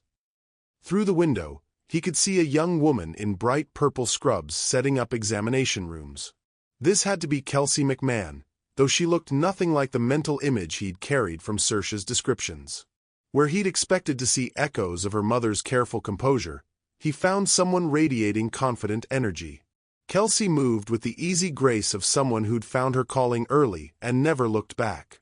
The bell chimed as Jacob entered, and Kelsey looked up from organizing medical supplies. Her smile was immediate and genuine, the kind that made strangers feel like old friends. We're not actually open until 8, but if it's an emergency, Dr. Martinez should be here any minute. I'm not here about an animal. I'm Jacob Alexander. I believe your mother mentioned me. Recognition flickered across her face, followed by curiosity and something that might have been protective concern. Kelsey had inherited her mother's directness along with her warmth. You're the businessman from the diner. Mom's been different since she met you. Quieter but also more alive somehow. Like she's remembering something she'd forgotten. The observation was startlingly perceptive for someone barely 21. Jacob found himself looking at a young woman who possessed her mother's emotional intelligence combined with a confidence Saoirse had never been allowed to fully develop. I was hoping we could talk. If you have time before work starts. Kelsey studied him for a moment, her assessment thorough and unapologetic. Whatever she saw must have passed some internal test, because she gestured toward a small break room in the back. Coffee's terrible, but it's strong. Mom says you used to know each other in high school. We did. We were close. How close? The question was casual, but Jacob caught the protective edge underneath. This was a daughter who'd watched her mother navigate disappointment and heartbreak, who'd learned to be suspicious of men who appeared with promises they might not keep. We were in love, planning to get married after college. I made some choices that ended things between us. What kind of choices? Jacob had expected this interrogation, but Kelsey's directness still caught him off guard. She wasn't going to accept vague explanations or polite deflections. I chose my career over our relationship. I stopped writing, stopped calling, convinced myself she was better off without me. It was cowardice disguised as nobility. Kelsey poured 2 cups of coffee that looked strong enough to dissolve metal. And now you're back because? Because I realized I've spent 25 years building a successful life around a completely empty heart. Because seeing your mother again made me remember what it felt like to be fully human instead of just professionally competent. That's a pretty speech. But what do you want from her? The question hung between them, and Jacob realized he was being interviewed by someone with more emotional intelligence than most corporate executives he'd negotiated with. Kelsey wasn't just making conversation. She was evaluating his worthiness to be part of her mother's carefully constructed world. I want another chance. A real one this time, built on honesty instead of fantasy. And what are you offering in return? Everything. My attention, my respect, my commitment to putting our relationship before my ambition. The love I was too scared to give her when we were young. Kelsey sipped her coffee, considering his words. You know she's not the same girl you left behind, right? She's not waiting in some romantic suspended animation for you to come rescue her from her ordinary life. I'm beginning to understand that. Good. Because the woman who raised me single-handedly, who worked 3 jobs to keep our family afloat, who sacrificed her own dreams so I could have mine. She doesn't need rescuing. She needs a partner worthy of the incredible person she's become. The pride in Kelsey's voice was unmistakable, and Jacob felt a sharp pang of loss for all the years he hadn't known this remarkable young woman existed. Saoirse had raised a daughter who was fierce, loyal, and unafraid to challenge powerful men when necessary. Tell me about her. About who she is now, not who she was 25 years ago. Kelsey's expression softened slightly, recognizing genuine curiosity rather than polite small talk. She's the strongest person I know, but she doesn't realize it. She thinks strength means never asking for help, never admitting when she's overwhelmed, never putting her own needs first. That sounds lonely. It is. She spent so many years being the person everyone else needed her to be that I'm not sure she remembers who she wanted to be before life got in the way.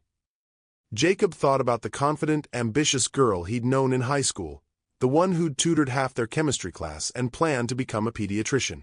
That girl had been buried under decades of responsibility and disappointment, but yesterday at the diner, he'd caught glimpses of her still burning underneath. She mentioned you're applying to veterinary school. UC Davis and Colorado State.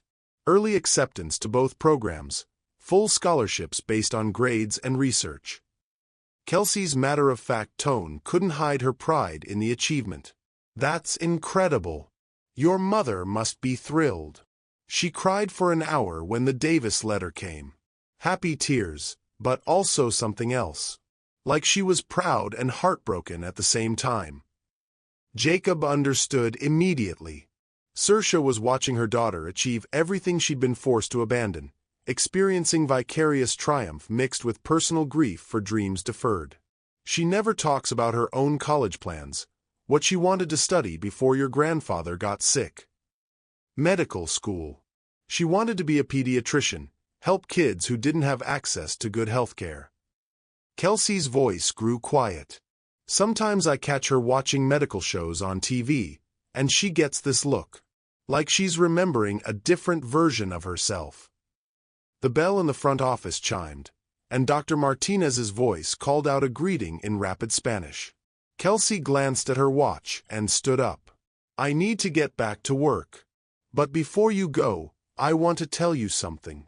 Jacob waited, sensing this was the real reason she'd agreed to talk with him. My mom has been alone for most of my life.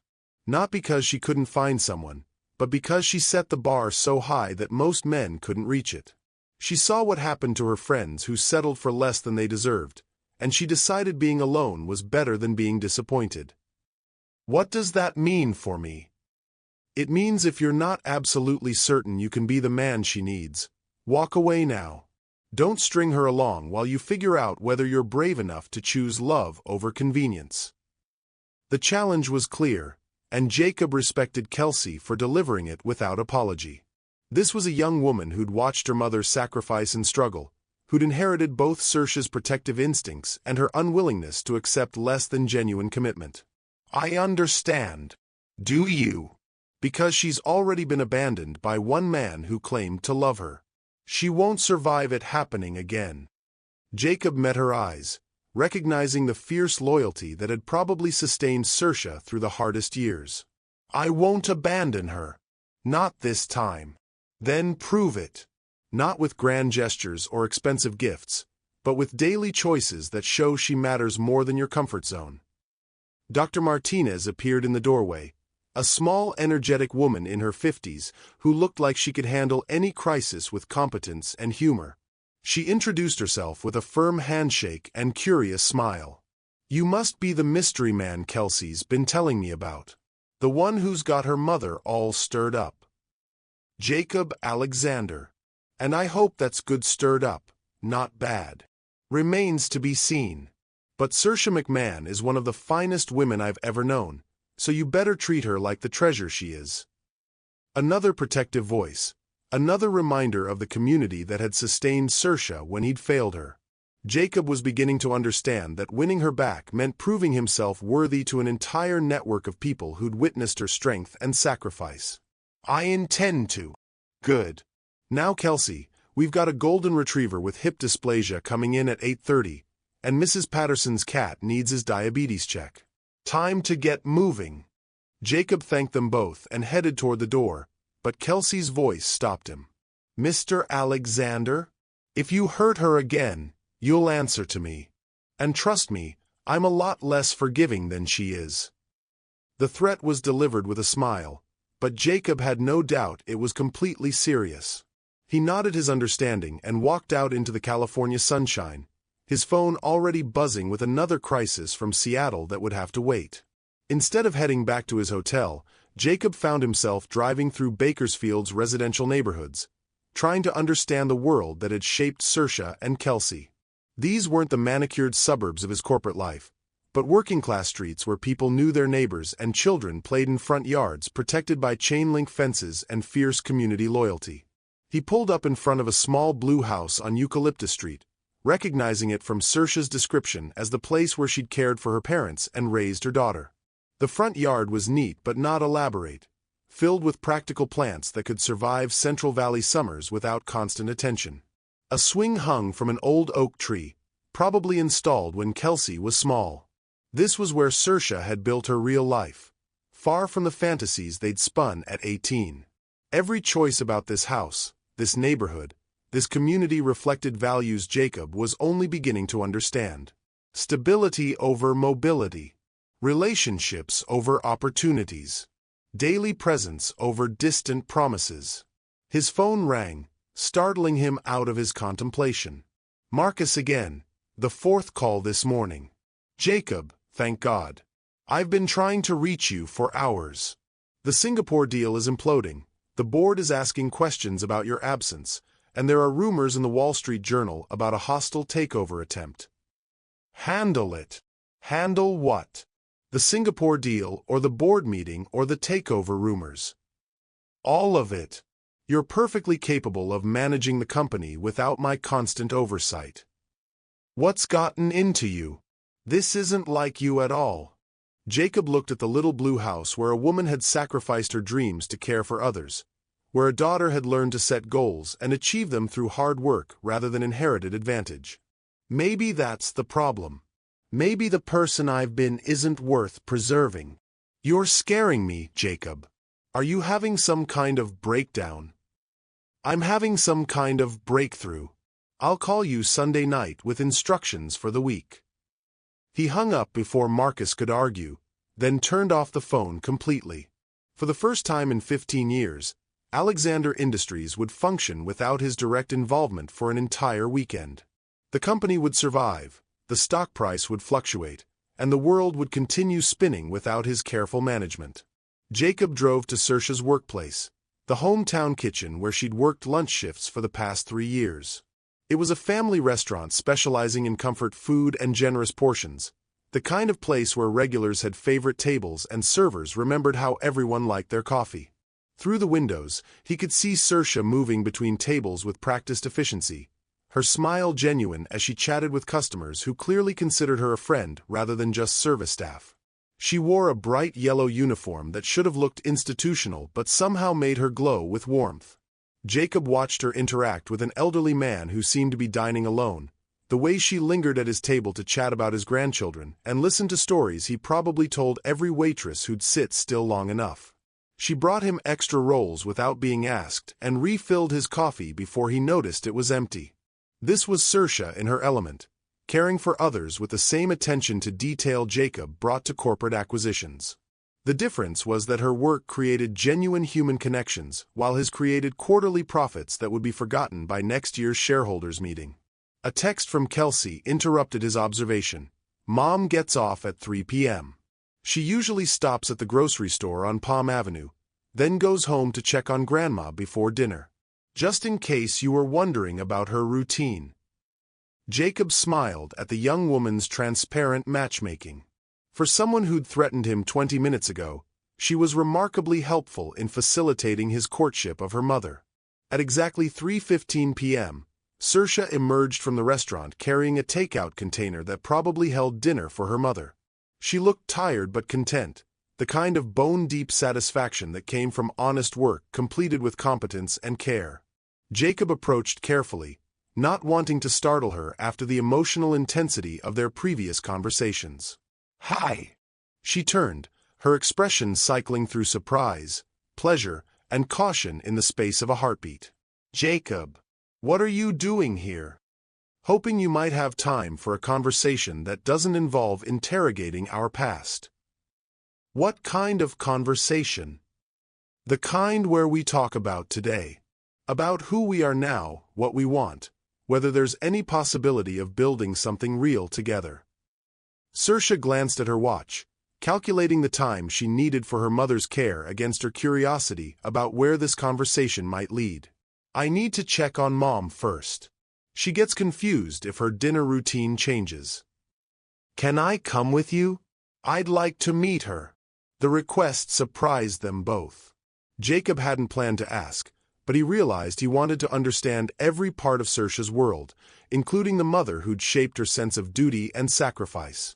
She's not the woman she used to be. Alzheimer's has taken most of her memories, and she gets agitated around strangers sometimes. "I understand.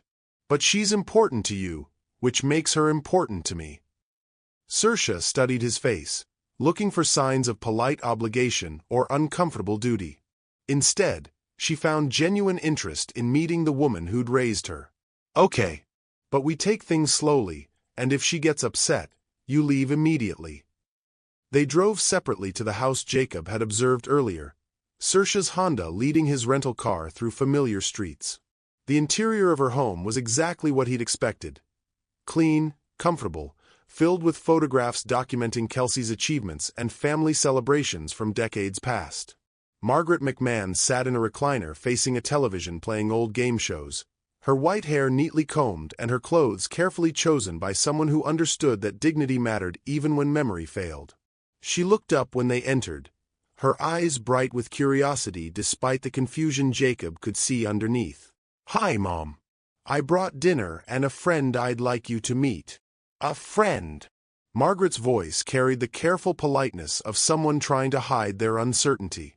"Is this the young man Kelsey mentioned?" Saoirse shot Jacob a look that promised questions about his conversation with her daughter, but her voice remained gentle and patient. "This is Jacob, Mom. We knew each other in high school."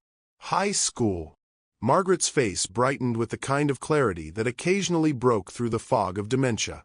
Saoirse was so smart in high school. Top of her class, going to be a doctor someday. The simple statement hit Jacob like a physical blow, a reminder of dreams interrupted and potential unrealized. But Saoirse's response was immediate and warm. I found something even better, Mom. I got to raise Kelsey and take care of you. That's worth more than any career. Kelsey's applying to veterinary school, Margaret announced proudly, her maternal instincts intact even when other memories faded. She's going to help animals who can't help themselves. That's wonderful, Jacob said, settling into a chair where Margaret could see him clearly. You must be very proud of both your girls. Oh, I am. Saoirse works so hard, always has. Even as a little girl, she took care of everyone else before herself. Margaret's voice grew wistful. Sometimes I worry she forgot to take care of her own dreams.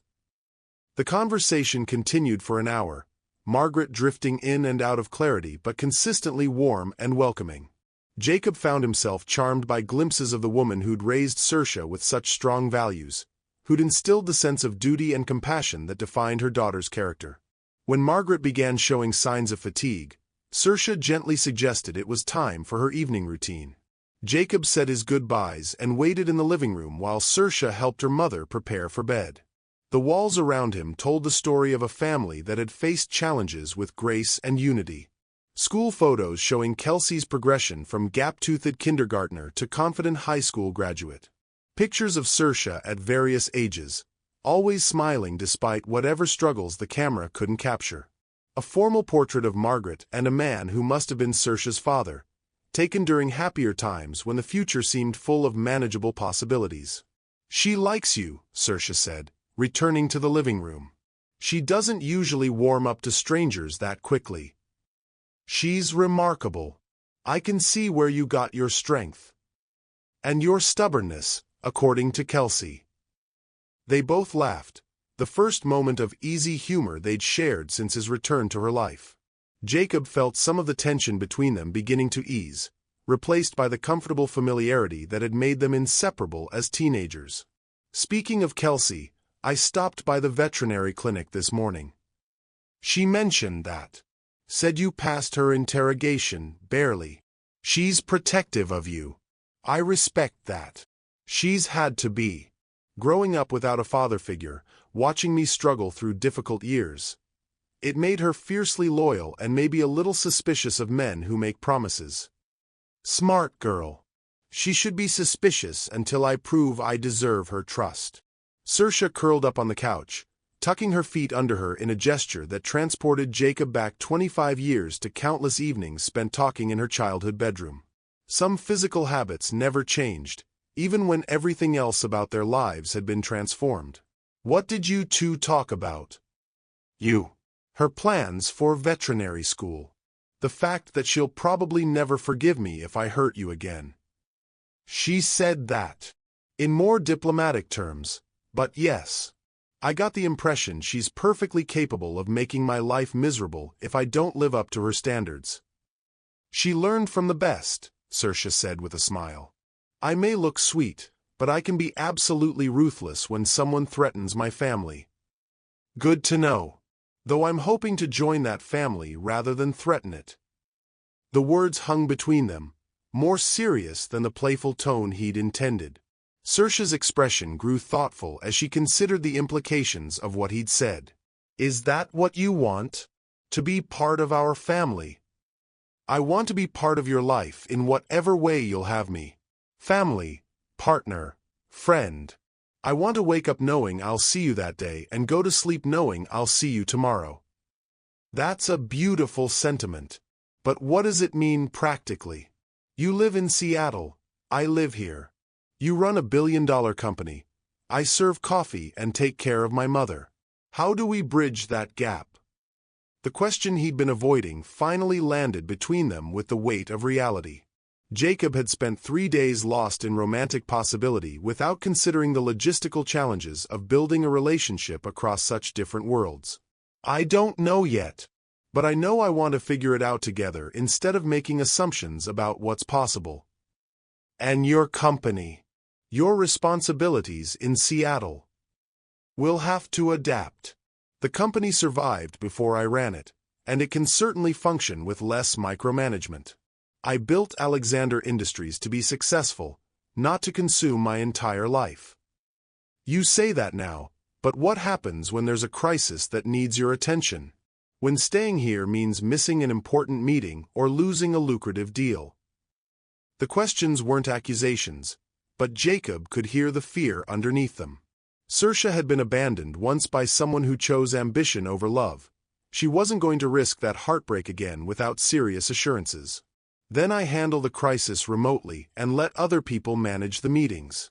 I make choices that prioritize us over profits. That's easy to say when there's no real pressure.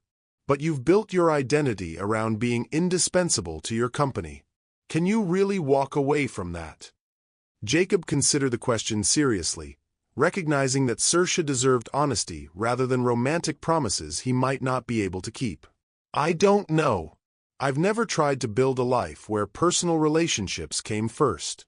But I know that everything I've achieved professionally feels empty compared to the possibility of building something real with you.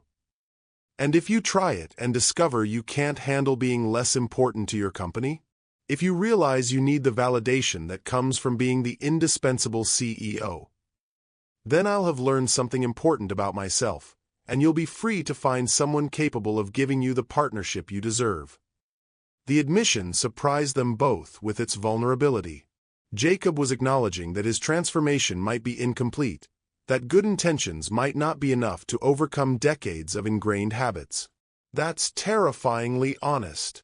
Terrifying for me too. I've spent most of my adult life controlling outcomes through careful planning and strategic thinking. This feels like jumping off a cliff and hoping I'll figure out how to fly before I hit the ground. Saoirse was quiet for a long moment, studying his face as if trying to read the truth underneath his words. Whatever she saw must have reassured her, because her posture relaxed slightly. So where do we start? If we're going to try building something together, what's the first step? We spend time together without the pressure of defining what this is or where it's going. We remember why we fell in love the first time and discover who we are as the people we've become. That sounds reasonable. Almost too reasonable to trust. Jacob laughed, recognizing the suspicion he'd seen in Kelsey's eyes earlier. You McMahon women really don't believe in making things easy, do you? We believe in making things real. Easy is overrated if it doesn't last. Then let's make it real. Complicated, messy, uncertain, but absolutely real. Saoirse smiled, and for the first time since his return to Bakersfield, Jacob saw her guard drop completely. The careful waitress persona, the protective mother mask, the dutiful daughter role, all of it fell away to reveal the woman he'd fallen in love with 25 years ago, transformed by experience but fundamentally unchanged in all the ways that mattered. Okay, Jacob Alexander. Let's see if you can handle real. Outside, Bakersfield settled into another peaceful evening. A small city where ordinary people lived extraordinary lives of quiet heroism and daily love. Inside a modest house on Eucalyptus Street, two people who'd lost each other once began the careful work of finding their way back to something that might last forever this time. The future was uncertain, but for the first time in decades, uncertainty felt like possibility rather than threat. The next morning arrived gray and cold, unusual weather for October in Bakersfield that seemed to mirror the tension building in Jacob's chest. He'd slept poorly in his hotel room, alternating between euphoria over his evening with Saoirse and panic about the 17 missed calls from Marcus that had accumulated overnight. At 6 a.m., he finally surrendered to the inevitable and called Seattle. Jesus Christ, Jacob, where have you been? Marcus's voice crackled through the phone, sharp with stress and barely controlled anger. The Singapore deal collapsed completely. Chen Industries pulled out after we missed 3 consecutive conference calls, and they're threatening to go with Morrison Tech instead. Jacob rubbed his eyes, trying to shift his mind from the warm intimacy of Saoirse's living room to the cold realities of international business. What's the total exposure? $47 million in lost revenue, plus another 20 in development costs we can't recover. But that's not the worst part. The board called an emergency meeting for Monday morning. There are rumors about a vote of no confidence. The words hit Jacob like cold water. In 15 years of running Alexander Industries, He'd never faced serious challenges to his leadership. The company's consistent growth and profitability had insulated him from the kind of internal politics that destroyed other executives. On what grounds? Abandonment of fiduciary duty. Dereliction of executive responsibilities. The Singapore deal was your baby, Jacob. You personally negotiated the initial terms, promised Chen you'd be directly involved in implementation. When you vanished without explanation, they took it as a sign of disrespect and instability. Jacob walked to his hotel window, looking out at the parking lot where normal people were starting their Saturday routines. Families loading kids into minivans for soccer games. Elderly couples walking small dogs. A young woman in scrubs heading to work at the hospital. Real life happening at human speed, unconcerned with quarterly profits and shareholder expectations. I can fix this. How? Chen won't take your calls, the board thinks you've lost your mind, and Morrison Tech is already flying executives to Singapore to close the deal. Plus, there's another problem. Jacob waited, sensing that Marcus had saved the worst news for last. Someone leaked information about your location to the financial press. There's going to be a story in Monday's Wall Street Journal about Alexander Industries' CEO, pursuing personal interests while major deals collapse. The headline mentions you being spotted at a diner in Central California. The invasion of privacy didn't surprise Jacob, but the timing felt like a deliberate sabotage attempt. Who leaked it? We're investigating, but it doesn't matter now. The damage is done. You need to get back here immediately and start damage control. Jacob closed his eyes, feeling the familiar weight of corporate crisis settle on his shoulders like a well-worn jacket. This was the world he knew how to navigate, where problems had solutions and challenges yielded to sufficient application of intelligence and resources. But returning to Seattle meant leaving Saoirse just as they'd begun to rebuild their connection. It meant choosing his company over her once again, proving that nothing had really changed despite his promises of transformation. I'll be on the first flight out. Thank God. I've got meetings scheduled starting Sunday afternoon to prep for the board presentation. We can salvage this if we move fast and you show them the old Jacob is back. The old Jacob. The phrase echoed in his mind as he ended the call and began packing his bags. Was that who he really was underneath the romantic fantasies of the past few days? A man so fundamentally defined by corporate success that personal happiness would always come second? Jacob's hands moved automatically through the familiar routine of efficient travel preparation, but his thoughts remained fixed on Saoirse's face the night before when she'd asked if he could really prioritize their relationship over business demands. He'd given her honest uncertainty then. Now reality was providing a definitive answer. His phone buzzed with a text from Saoirse. Good morning. Mom's having a good day, and Kelsey's making pancakes for breakfast. Want to join us before she heads to work? The simple invitation to ordinary family intimacy felt like a knife twisting in his chest. Jacob stared at the message for a long moment, then typed a response that felt like betrayal even as he sent it. Crisis at work. Need to fly back to Seattle immediately. Can I call you later? Her reply came quickly. Of course. Handle what you need to handle. No accusations, no dramatic protests, just the kind of gracious understanding that came from years of accommodating other people's emergencies. The response somehow made Jacob feel worse than anger would have. By 8 a.m., he was driving his rental car toward Fresno Yosemite International Airport, the Central Valley landscape blurring past his windows like a dream he was already forgetting. His phone rang constantly with updates from Seattle, each call pulling him further back into the world of hostile takeovers and damaged relationships. But at a red light in Fresno, Jacob impulsively turned around and drove back toward Bakersfield. He couldn't leave without seeing Saoirse in person, without attempting to explain that this crisis didn't mean he was choosing business over her again. He arrived at the hometown kitchen just as the Saturday lunch rush was beginning.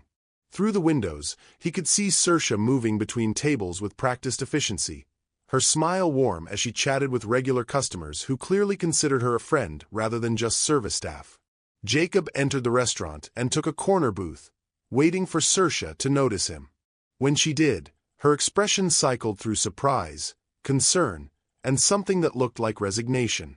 She approached his table during a brief lull in orders, her professional smile firmly in place but her eyes guarded. "I thought you were heading to the airport." "I am. But I needed to see you first, to explain what's happening." Saoirse glanced around the busy restaurant, calculating how much time she could spare for a personal conversation during peak hours. "I've got about 5 minutes before the kitchen starts backing up." Jacob quickly outlined the Singapore crisis, the board meeting, the media attention threatening his company's stability.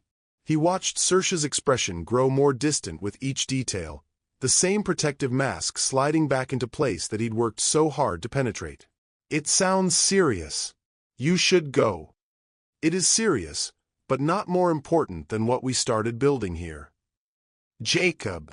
Saoirse's voice was gentle but firm, the tone she probably used with difficult customers who needed to be managed rather than confronted. "You don't have to explain yourself to me. I understand that your business needs your attention." "Do you?" "Because your face is telling me something different." She was quiet for a moment, her professional composure cracking slightly to reveal the hurt underneath. "My face is telling you that I've been here before. That I know what it looks like when someone has to choose between their career and their personal life. This isn't a choice. It's a temporary crisis that I need to handle. And when you handle this crisis, there will be another one. And another one after that. Because that's what happens when you build your entire identity around being indispensable." Jacob felt frustration rising in his chest, the same impatience that had served him well in boardrooms but was completely inappropriate in this context. "So I'm supposed to let my company collapse to prove my commitment to you?" "I never said that." Saoirse's voice remained calm, but Jacob caught the flash of pain in her eyes. "I said you should handle what you need to handle." The careful neutrality of her response was more damaging than anger would have been. Saoirse was protecting herself by offering no resistance to his departure, no emotional leverage he could use to justify staying. "I'll be back as soon as I can resolve this." "Of course you will." The words were technically supportive, but Jacob heard the subtext clearly. She didn't believe him. More accurately, she didn't believe that he believed himself. Saoirse was called away to handle a large order at table 6. Leaving Jacob sitting alone in a restaurant full of people who seemed to belong in ways he never would. He watched her work, noting how she remembered every customer's preferences, how she managed multiple conversations while keeping track of complex orders, how she made everyone feel welcome in a space that felt more like a community center than a commercial establishment. This was her world, built on relationships and daily presence rather than quarterly profits and strategic planning. Jacob had thought he could bridge the gap between their different realities, but the morning's crisis had exposed the fundamental incompatibility of their lifestyles. When Saoirse returned to his table, Jacob had made his decision. "I have to go. The flight leaves in 2 hours." "I know. This doesn't change anything between us. I meant everything I said yesterday." Saoirse's smile was sad and knowing, the expression of someone who'd heard similar promises before. "You meant it when you said it. Just like you meant it 25 years ago when you promised to write every day and visit every weekend." The comparison stung because it was accurate. Jacob had been completely sincere in his teenage promises, just as he was sincere now in his belief that he could balance corporate demands with personal commitment. But sincerity hadn't prevented him from gradually prioritizing convenience over love when real-world pressures mounted. "I'm not 18 anymore, Saoirse. I understand what I'm choosing now." "Do you?" "Because from where I'm standing, it looks like you're choosing exactly what you chose before. The difference is that you're older and more polite about it." Jacob wanted to argue, to prove that this situation was genuinely different from their teenage separation. But the evidence was damning. Faced with competing demands, he was once again prioritizing his career over their relationship. "I don't know how to do this," he admitted. "I've spent 25 years building a life where everything revolves around business success. I can't just flip a switch and become a different person overnight." I'm not asking you to become a different person. I'm asking you to choose what matters most when those choices conflict. And you've already decided I can't make the right choice. Saoirse was quiet for a long moment, her expression cycling through pain, disappointment, and finally a kind of weary acceptance. I've decided that I can't survive another round of waiting to find out whether I matter enough to prioritize. I did that once, and it nearly destroyed me. The finality in her voice hit Jacob like a physical blow. This wasn't anger that could be negotiated through or misunderstanding that could be clarified. This was the sound of a door closing on possibility. So that's it? One crisis and you write off everything we talked about building together. One crisis that reveals who you really are when the pressure's on. The same person who was going to call every day and visit every weekend until Stanford got demanding, and I became an inconvenience to manage rather than a priority to protect. Jacob felt something cracking inside his chest, the same helpless frustration he'd experienced 25 years ago when competing demands had forced impossible choices. But now he was older and supposedly wiser, with resources that should have made everything easier. I have to handle this, Saoirse. My employees are depending on me. My investors trust me to protect their assets. I can't just abandon my responsibilities. I'm not asking you to abandon anything. I'm asking you to find a way to honor your commitments without sacrificing our relationship. But you can't see any option except choosing one or the other. Because sometimes that's the only choice available. No, Jacob. Sometimes that's the only choice you're willing to consider. The accusation hung between them like a physical barrier, separating their different worldviews more completely than the years or miles ever had. Jacob saw a woman who didn't understand the complexities of corporate leadership. Saoirse saw a man who used those complexities to avoid making difficult personal commitments. Saoirse's manager approached their table, clearly uncomfortable about interrupting but forced to buy the growing line of customers waiting to be seated. I'm sorry, Saoirse, but we need table 12, and the kitchen's backing up orders. Of course. I'll be right there. She turned back to Jacob with the professional smile that had become her emotional armor. You should go catch your flight. I hope you can resolve everything in Seattle. Jacob stood up, reaching for his wallet to leave money he knew she wouldn't accept. This conversation isn't over. Yes, it is. Saoirse's voice was gentle but absolute. Have a safe flight. She walked away to greet the family waiting for table 12, her warm restaurant persona sliding back into place so seamlessly that Jacob might have imagined the intimate conversation they just shared. But he could see the tension in her shoulders, the slight tremor in her hands as she poured water and distributed menus. Jacob left the restaurant feeling like he was abandoning a sinking ship, but he couldn't see any alternative that wouldn't result in his own professional destruction. The drive to Fresno passed in a haze of self-recrimination and frustrated logic, his mind cycling between justifications for his choice and recognition of its devastating consequences. At the airport, while waiting for his flight to board, Jacob called Kelsey's number. Mr. Alexander? Is everything okay? No, it's not. I had to fly back to Seattle for a business emergency, and your mother thinks I'm choosing my career over her again. Are you? The direct question forced Jacob to confront the truth he'd been avoiding. I don't know. I can't see any other option, but maybe that's because I'm not looking hard enough for alternatives. What kind of emergency? Jacob found himself explaining the Singapore crisis to a 21-year-old veterinary student, outlining the financial implications and political ramifications with the same detail he'd provide to his board of directors.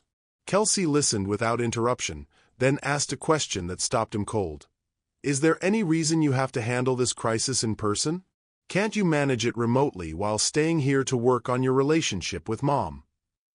It's not that simple. The board needs to see me demonstrate commitment to the company, and the Singapore clients expect face-to-face meetings to rebuild trust.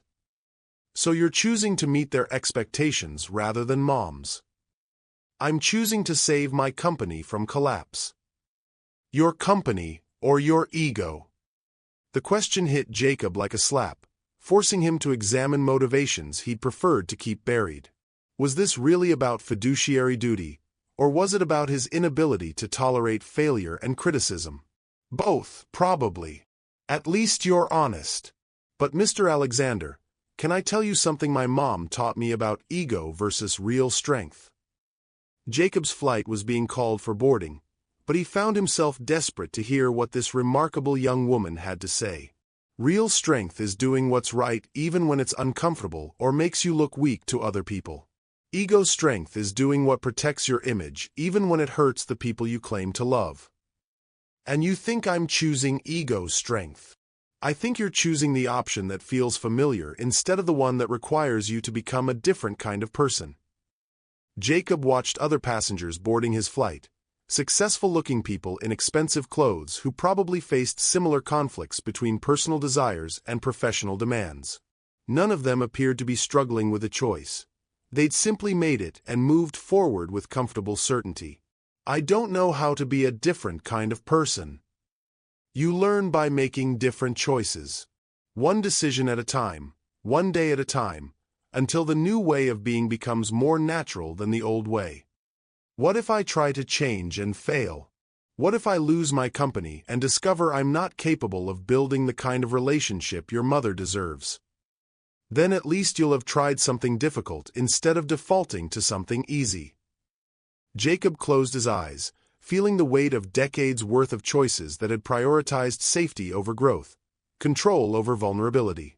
Every major decision in his adult life had been calculated to minimize risk and maximize predictable outcomes. The idea of choosing uncertainty over security felt like stepping off a cliff. Your mother deserves better than my confusion. My mother deserves someone who cares enough about her to be confused. Someone who struggles with doing the right thing instead of someone who always chooses the convenient thing. The final boarding call echoed through the terminal, and Jacob realized he was about to miss his flight. In 15 minutes, he could be on his way back to Seattle, where problems had solutions and success could be measured in quarterly reports. Or he could walk away from everything he'd spent 25 years building and trust that love was a strong enough foundation for reimagining his entire life. I have to make a choice right now. Yes, you do.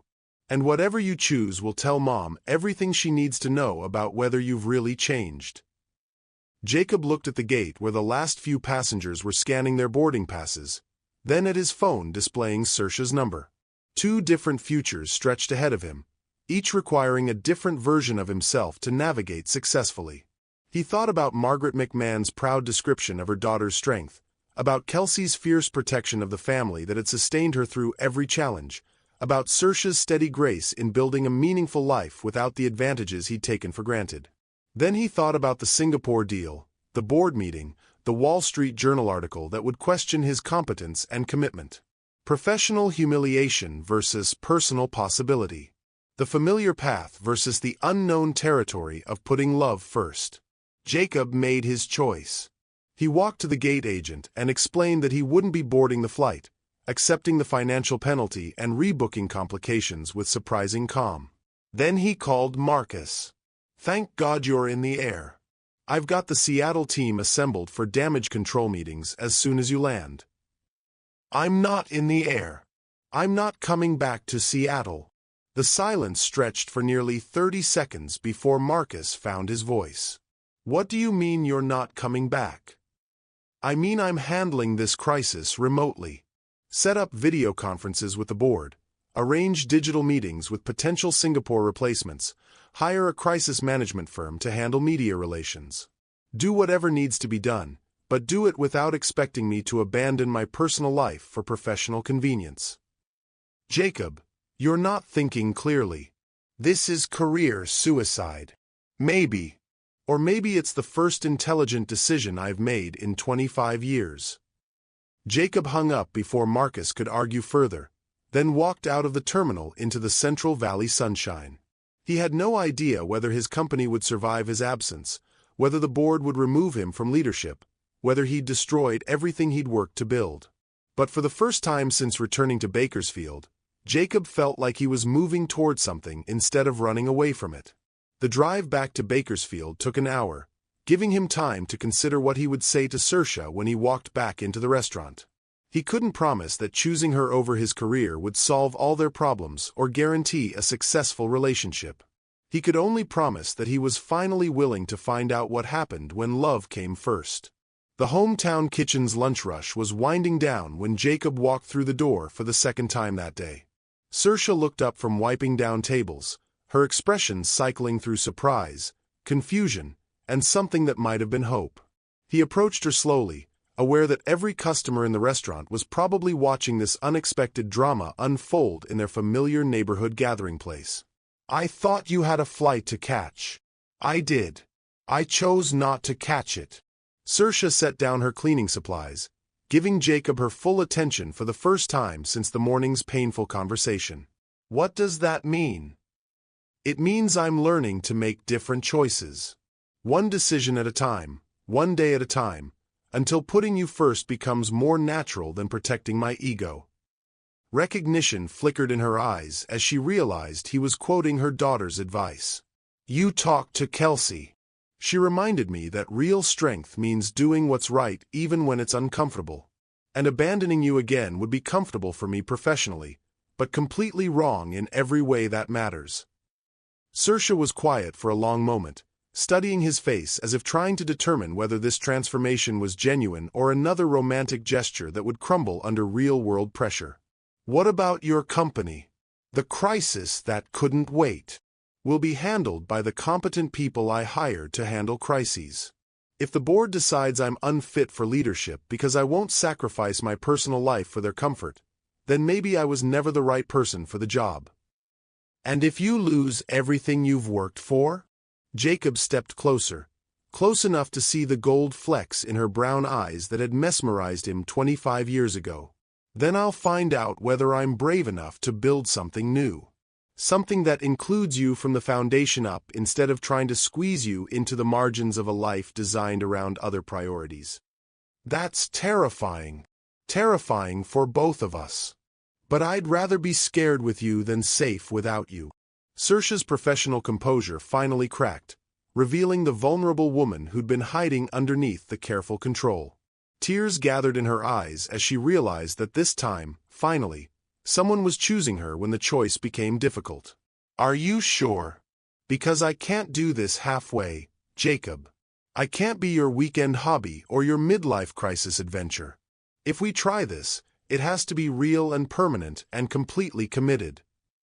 "I'm sure." Terrified, but sure. She reached for his hands, and Jacob felt the same electric connection that had defined their teenage romance, now deepened by adult understanding of how rare and precious such connections truly were. "Then let's be terrified together and see what happens." Around them, the restaurant had gone completely quiet as regular customers witnessed what was clearly a significant moment in their favorite waitress's life. Someone started clapping, and soon the entire dining room erupted in applause for a love story 25 years in the making. Jacob pulled Saoirse into his arms, kissing her in front of God and the good people of Bakersfield, California, finally choosing love over everything else that had once seemed more important. But even as he held her close, Jacob's phone buzzed insistently with calls from Seattle, reminding him that choosing love was only the beginning of the challenge ahead. The phone wouldn't stop ringing. Jacob sat in his hotel room at the Hampton Inn on Rosedale Highway, watching the screen light up with calls from Seattle every 30 seconds. Marcus. Board members. Department heads. Financial reporters who'd somehow gotten his direct number. Each ignored call felt like another bridge burning behind him. At 11 p.m., he finally answered. "Jacob, thank Christ." Marcus's voice was ragged with exhaustion and barely controlled panic. "I've been trying to reach you for 6 hours. The Singapore situation has gone completely nuclear." "How nuclear?" Chen Industries issued a public statement calling Alexander Industries unreliable partners led by an absent CEO who prioritizes personal matters over professional obligations. The Wall Street Journal moved up their story to tomorrow's early edition. And Morrison Tech just announced they've secured the Singapore contract with terms 20% better than what we offered. Jacob felt the familiar knot of crisis management tighten in his stomach, but something had changed in his response to corporate disaster. The panic felt distant, like someone else's emergency he was observing from a safe distance. What about the board meeting? Move to tomorrow at 9 a.m. Pacific. Emergency session. Patricia Hendricks called me directly and said they're prepared to invoke the CEO replacement clause if you don't appear with a convincing explanation for your absence. Patricia Hendricks was the lead independent director, a former Fortune 500 CEO who'd never shown Jacob anything but professional respect. If she was leading a charge against his leadership, the situation was more serious than he'd realized. Have you prepared damage control strategies? I've prepared 23 different scenarios, but they all require your presence and personal testimony. The board needs to see that you're committed to the company's future, not checking out mentally like the previous CEO before his breakdown. The reference to his predecessor stung. Robert Chen had built Alexander Industries into a billion-dollar enterprise before personal problems destroyed his judgment and nearly bankrupted the company. Jacob had spent 5 years rebuilding stakeholder confidence after that disaster. Now he was facing similar accusations of prioritizing personal interests over fiduciary responsibility. Marcus, I need you to listen carefully. I'm not coming back to Seattle tomorrow. The silence on the other end stretched so long that Jacob wondered if the call had dropped. You're not coming back. I'm not abandoning the company, but I'm not playing the game where every crisis requires my physical presence to prove my commitment. We're going to handle this remotely. Jacob, you're not thinking rationally. This isn't some minor public relations issue we can manage from a distance. The board is questioning your mental stability. The financial press is writing articles about your leadership competence. Our stock price dropped 12% in after-hours trading. This is an existential threat to everything we've built. Then we'll build something different. What the hell does that mean? Jacob walked to his hotel window, looking out at the parking lot where a young couple was loading suitcases into a pickup truck, probably heading out for a weekend camping trip that would cost them less than his hotel room but might create memories they'd treasure forever. It means I've spent 15 years proving my worth by being available 24 hours a day for every crisis, real or imagined. And what has that gotten me? A company that can't function without my constant presence, and a personal life so empty that I haven't had a meaningful relationship since I was 18. It's gotten you a net worth of $3 billion and control of one of the most successful private companies in the Pacific Northwest. And no one who cares whether I live or die except my employees and shareholders. Jacob, you're having some kind of midlife crisis breakdown. This is exactly what happened to Robert Chen right before he started making decisions that destroyed everything. The comparison hit Jacob like a physical blow because it contained enough truth to be devastating.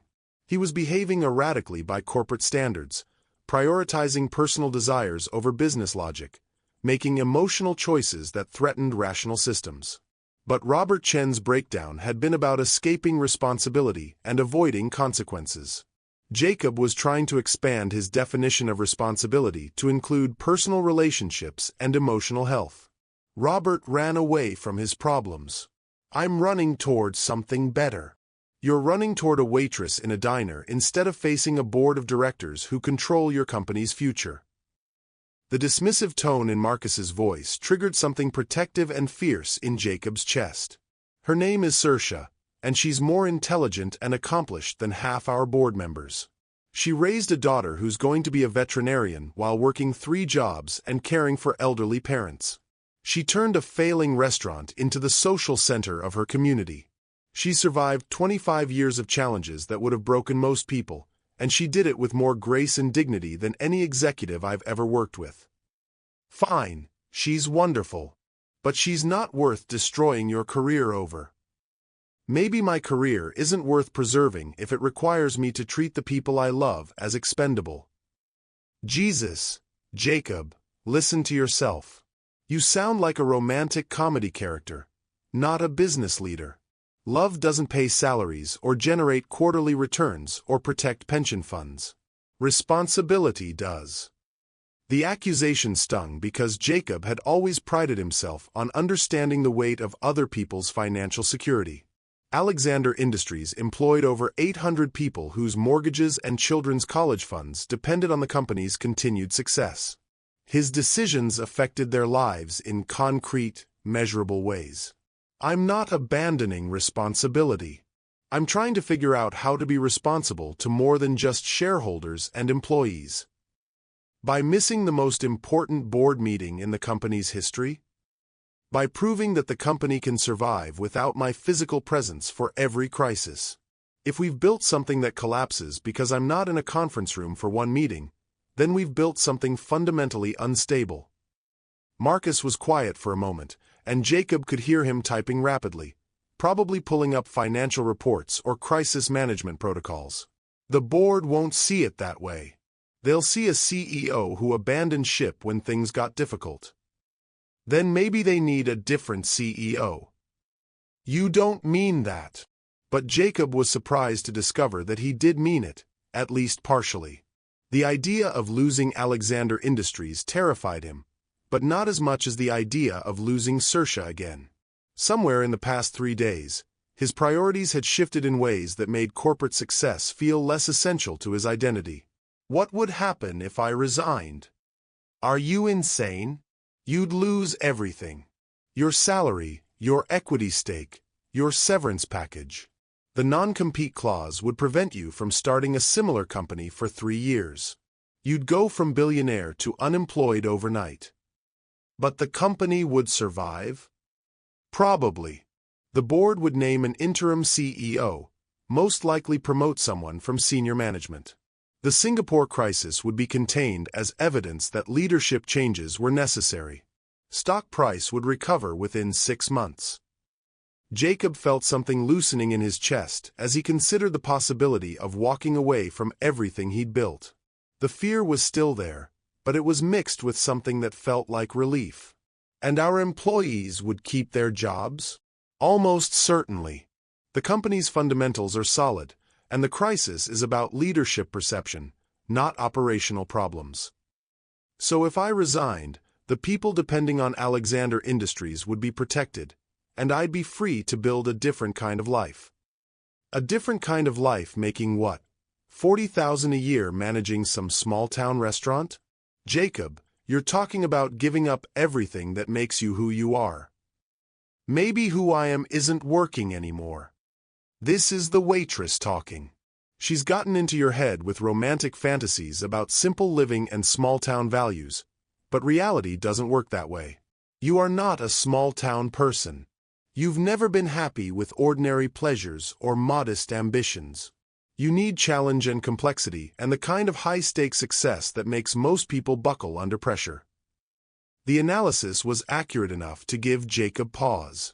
He had always been driven by ambition and the need to prove himself in arenas where failure carried serious consequences. Simple pleasures had never satisfied him for long. But maybe that restlessness had been about searching for something meaningful rather than something bigger. Maybe he'd been looking for connection and purpose in all the wrong places. What if I've been wrong about what makes me happy? Then you'll find out the hard way, after you've destroyed everything you've spent your adult life creating. Jacob sat down on the hotel bed, feeling the weight of competing futures pressing down on his shoulders. Every instinct developed over 25 years of business leadership was screaming at him to get on the next plane to Seattle and salvage his career before the damage became irreversible. But underneath the panic was a quieter voice reminding him how it had felt to hold Saoirse in his arms that afternoon, to be chosen by someone who saw his flaws clearly and loved him anyway. To feel like himself instead of like the CEO character he'd been performing for so long. Marcus, I need you to do something for me. Anything. I need you to research the legal requirements for CEO resignation and company transition. Find out what happens to my equity, what kind of severance I'm entitled to, how quickly leadership change can be implemented. Jacob, please don't do this. Sleep on it at least. Make the decision when you're thinking clearly instead of running on adrenaline and infatuation. I am thinking clearly. For the first time in years, I'm thinking about what actually matters instead of what I'm supposed to want. What about your employees? What about the people who've built their careers on your leadership? You have obligations beyond your personal happiness. The guilt tactic hit its mark because Jacob did feel responsible for the careers and financial security of people who'd trusted their futures to his company. Walking away from Alexander Industries would affect hundreds of families in ways that felt selfish and reckless. Would my resignation actually hurt them, or would it just hurt your career advancement? That's unfair. Is it? You've spent 5 years positioning yourself as my successor. If I stay and fight this crisis, you remain second in command indefinitely. If I resign, you become interim CEO with a clear path to permanent leadership. You think I'm sabotaging you? I think you're giving me advice that serves your interests more than mine. The accusation hung between them like a challenge, forcing both men to examine motivations they'd preferred to keep buried. Fine. You want brutal honesty? Yes, I think you're making a massive mistake that will destroy your life and probably wreck the company in the short term. But yes, if you resign, I'll probably end up as CEO within 6 months. I've worked my entire career for that opportunity, and I think I'd be good at it. Then why are you trying to convince me not to resign? Because I respect you, and I don't want to watch you throw away everything you've accomplished for a fantasy that won't survive contact with reality. The sincerity in Marcus's voice cut through Jacob's cynicism, reminding him that their professional relationship had developed into something approaching friendship over the years. Marcus wasn't just protecting his own interests. He was trying to save Jacob from what looked like self-destructive impulsiveness. What if it's not a fantasy? What if I've been living the fantasy, and this is the first real thing I've experienced since I was 18? Then you'll know in 6 months, after the romantic excitement wears off and you're dealing with the day-to-day reality of building a relationship with someone whose life experiences are completely different from yours. And if I'm wrong, I'll have lost everything I worked for. If you're wrong, you'll have learned something important about yourself. If you're right, you'll have gained something more valuable than money or corporate titles. Jacob was surprised by Marcus's shift toward supporting his choice, even reluctantly. So what do you think I should do? I think you should do what you can live with 20 years from now. If you stay and fight for the company but lose Saoirse again, will you regret it? If you resign and build a life with her but lose your career, will you regret it? The question forced Jacob to imagine 2 different versions of his future self, each living with different consequences and different forms of success or failure. In one scenario, he was 65 and still CEO of Alexander Industries, having weathered the Singapore crisis and countless others, with a net worth approaching $5 billion and a reputation as one of the most successful executives of his generation. But he was alone in his penthouse office, surrounded by achievements that no longer felt meaningful. In the other scenario, he was 65 and living in Bakersfield, having built a smaller but more sustainable business alongside Saoirse, with grandchildren who knew his name and a community that considered him family. His net worth was a fraction of what it could have been, but his life was rich with relationships and daily meaning.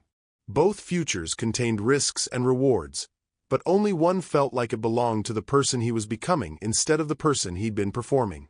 I'm going to resign. Are you sure? I'm terrified, but yes. I'm sure.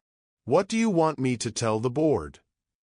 Jacob thought about the 8 men and women who'd trusted him with leadership of their investment, who'd supported his vision and strategic decisions through 15 years of growth and occasional setbacks.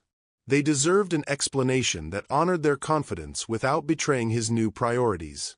Tell them that I've realized I'm not the right person to lead the company through the next phase of growth.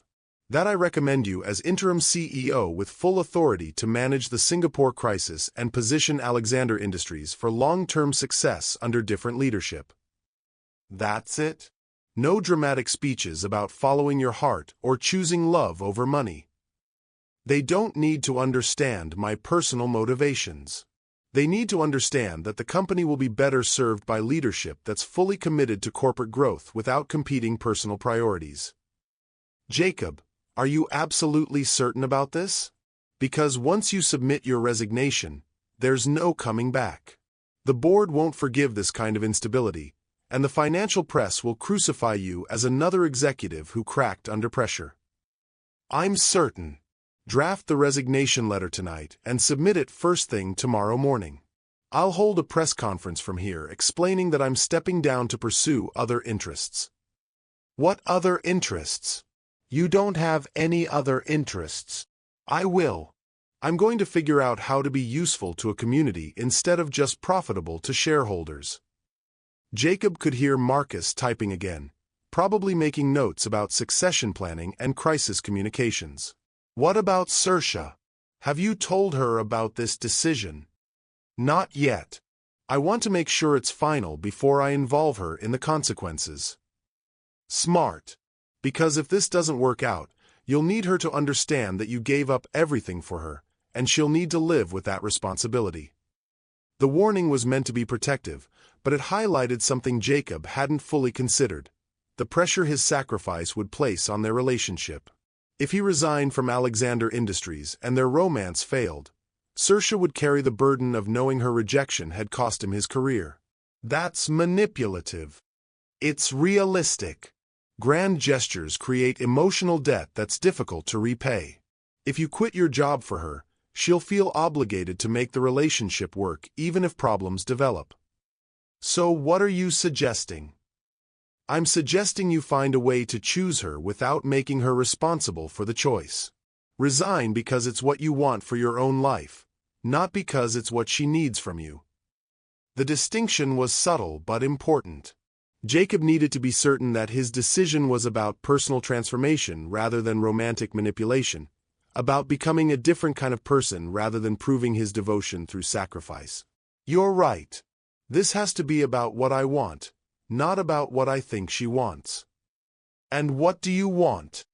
Jacob looked around the generic hotel room with its corporate furniture and motivational artwork, thinking about all the similar rooms he'd occupied during 15 years of business travel. Comfortable, efficient, utterly forgettable spaces designed for people passing through rather than settling down. I want to live somewhere that feels like home. I want to wake up next to someone who knows me as more than my job title. I want to build something that makes people's lives better in ways I can see and measure personally. Those are good wants. They're also completely different from anything you've wanted for the past 25 years. Maybe that's the point. Maybe I've been wanting the wrong things. Or maybe you've been wanting the right things for the wrong reasons. Success and achievement aren't inherently bad, Jacob. The question is whether you're pursuing them for external validation or personal fulfillment. The insight forced Jacob to examine his motivations more carefully. Had he built Alexander Industries because he enjoyed the challenge and complexity of business leadership, or because success provided proof of worth he couldn't generate internally? Both, probably. But the external validation part has stopped working. I could double the company's revenue tomorrow, and it wouldn't make me feel like I was living a meaningful life. Then you're making the right choice, even if it's the terrifying choice. Jacob felt something settling into place in his chest, a calm certainty that surprised him with its strength. This wasn't impulsive romanticism or midlife crisis desperation. This was the deliberate choice to prioritize emotional health over financial security, relationships over achievements, presence over productivity. Thank you for listening, Marcus, and for being honest about your own interests.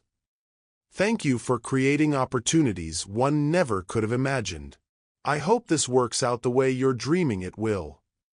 And I hope you're a better CEO than I was. I hope so too. The company deserves leadership that isn't conflicted about being there. After ending the call, Jacob sat in silence for nearly an hour, letting the magnitude of his decision settle into his consciousness. By tomorrow evening, he would no longer be CEO of Alexander Industries. His business cards would be worthless, his corporate email disabled, his office reassigned to someone else. But he would be free to build a life based on love rather than achievement, connection rather than competition, service rather than profit maximization. The fear was still there, sharp and persistent, but it was overwhelmed by something that felt like relief. For the first time since returning to Bakersfield, Jacob felt like he was moving toward his authentic self instead of away from it. At midnight, he walked out of the hotel and drove to Saoirse's house. The porch light was on, and he could see her silhouette in the living room window, probably reading or watching late-night television. Jacob sat in his rental car for several minutes, gathering courage for the conversation that would determine whether his sacrifice was meaningful or catastrophic. Then he walked to the door and knocked softly. Saoirse opened it wearing pajama pants and an oversized sweater, her hair loose around her shoulders in a way that made her look younger and more vulnerable. "Jacob, what are you doing here so late? I need to tell you something important. About my choice." She stepped aside to let him enter, leading him to the couch where they'd shared so much honest conversation over the past few days. "What choice?" "I'm resigning from Alexander Industries tomorrow morning." Saoirse stared at him for a long moment, her expression cycling through surprise, concern, and something that looked like fear. "Because of me. Because of me.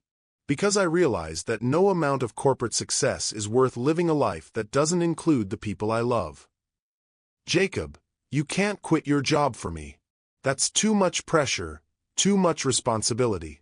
What if we don't work out? What if I'm not worth the sacrifice?" "You're worth it. But more importantly, I'm worth it. I'm worth living a life that makes me happy instead of just successful." Saoirse reached for his hands, her expression serious and slightly scared. "Are you sure this is what you want? Not what you think I want, but what will actually make you fulfilled and content?" "I'm sure. Terrified, but sure." "What will you do for work? How will you support yourself?" "I'll figure it out. Maybe I'll help you expand the restaurant, or start a consulting business for small companies, or teach business classes at the community college. I have enough savings to take time figuring out what comes next." "And if you regret it? If you miss the challenge and excitement of running a billion-dollar company? Then I'll cross that bridge when I come to it. But I'd rather risk regretting a choice I made for love than spend the rest of my life regretting the choice I made for money." Saoirse was quiet for a long time, studying his face as if trying to read his future in his present expression. "This is really happening. This is really happening.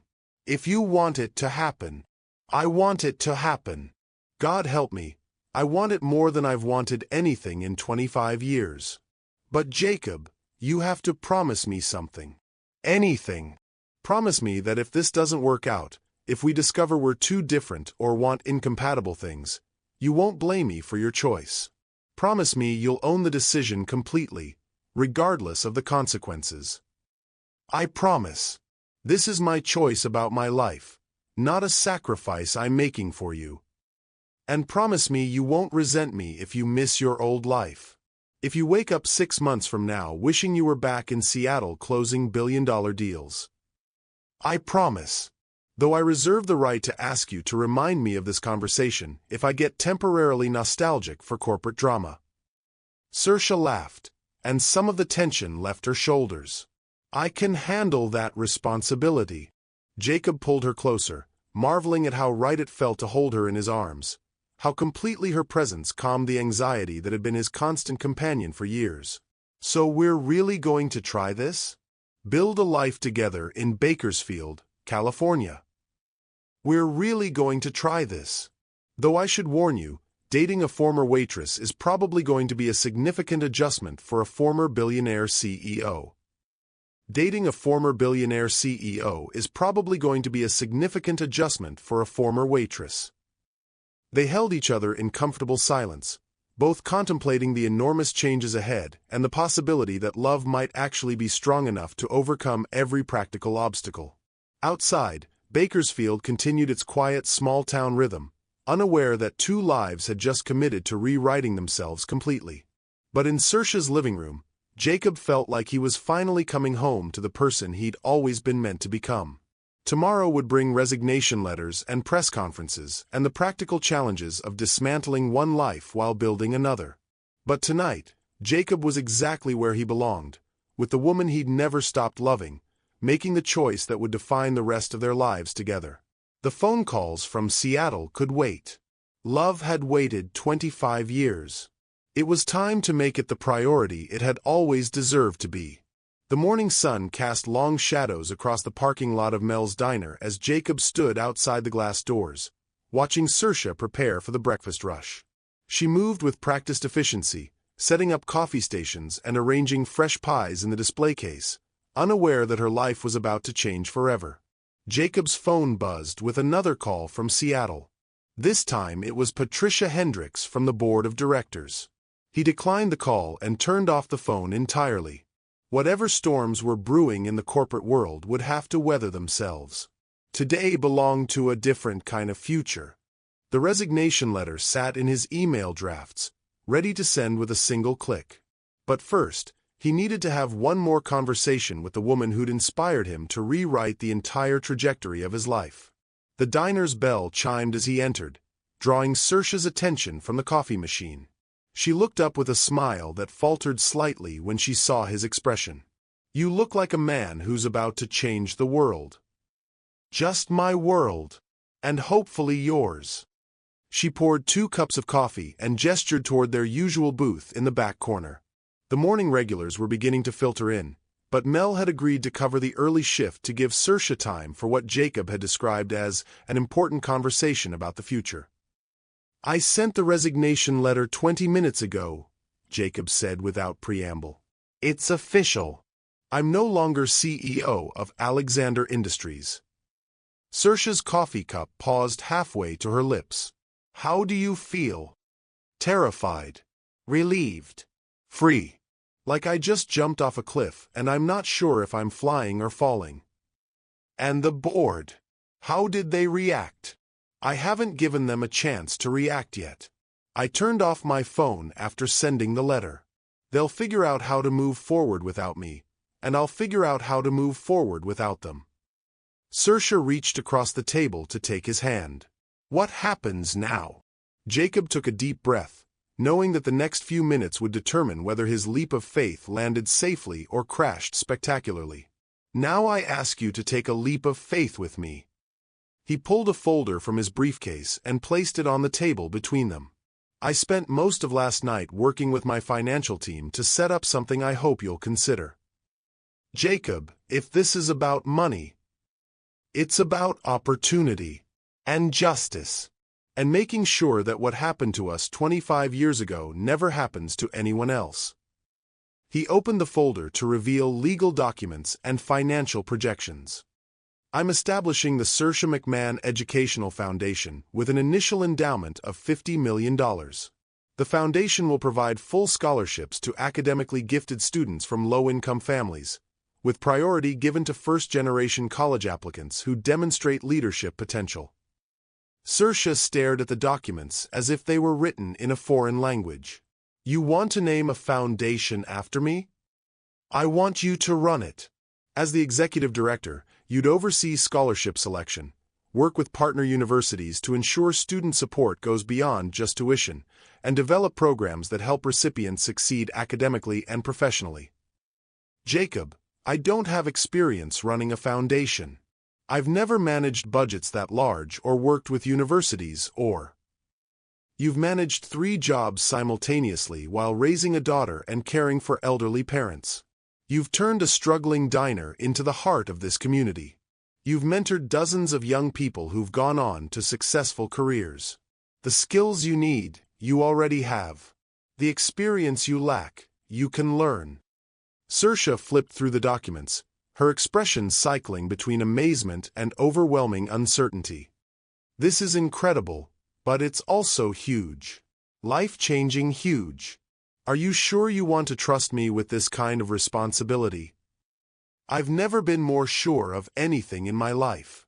You understand what it means to have dreams deferred by circumstances beyond your control. You understand the difference between academic potential and practical opportunity. You understand how to help people without making them feel diminished by the help. Where would the foundation be based? Here, in Bakersfield." The foundation would lease the old Woolworth building downtown and renovate it into offices and a community resource center. Local high schools could use the space for college prep programs, scholarship recipients could access tutoring and mentoring services, and community members could attend financial literacy and career development workshops. Saoirse looked up from the papers with tears in her eyes.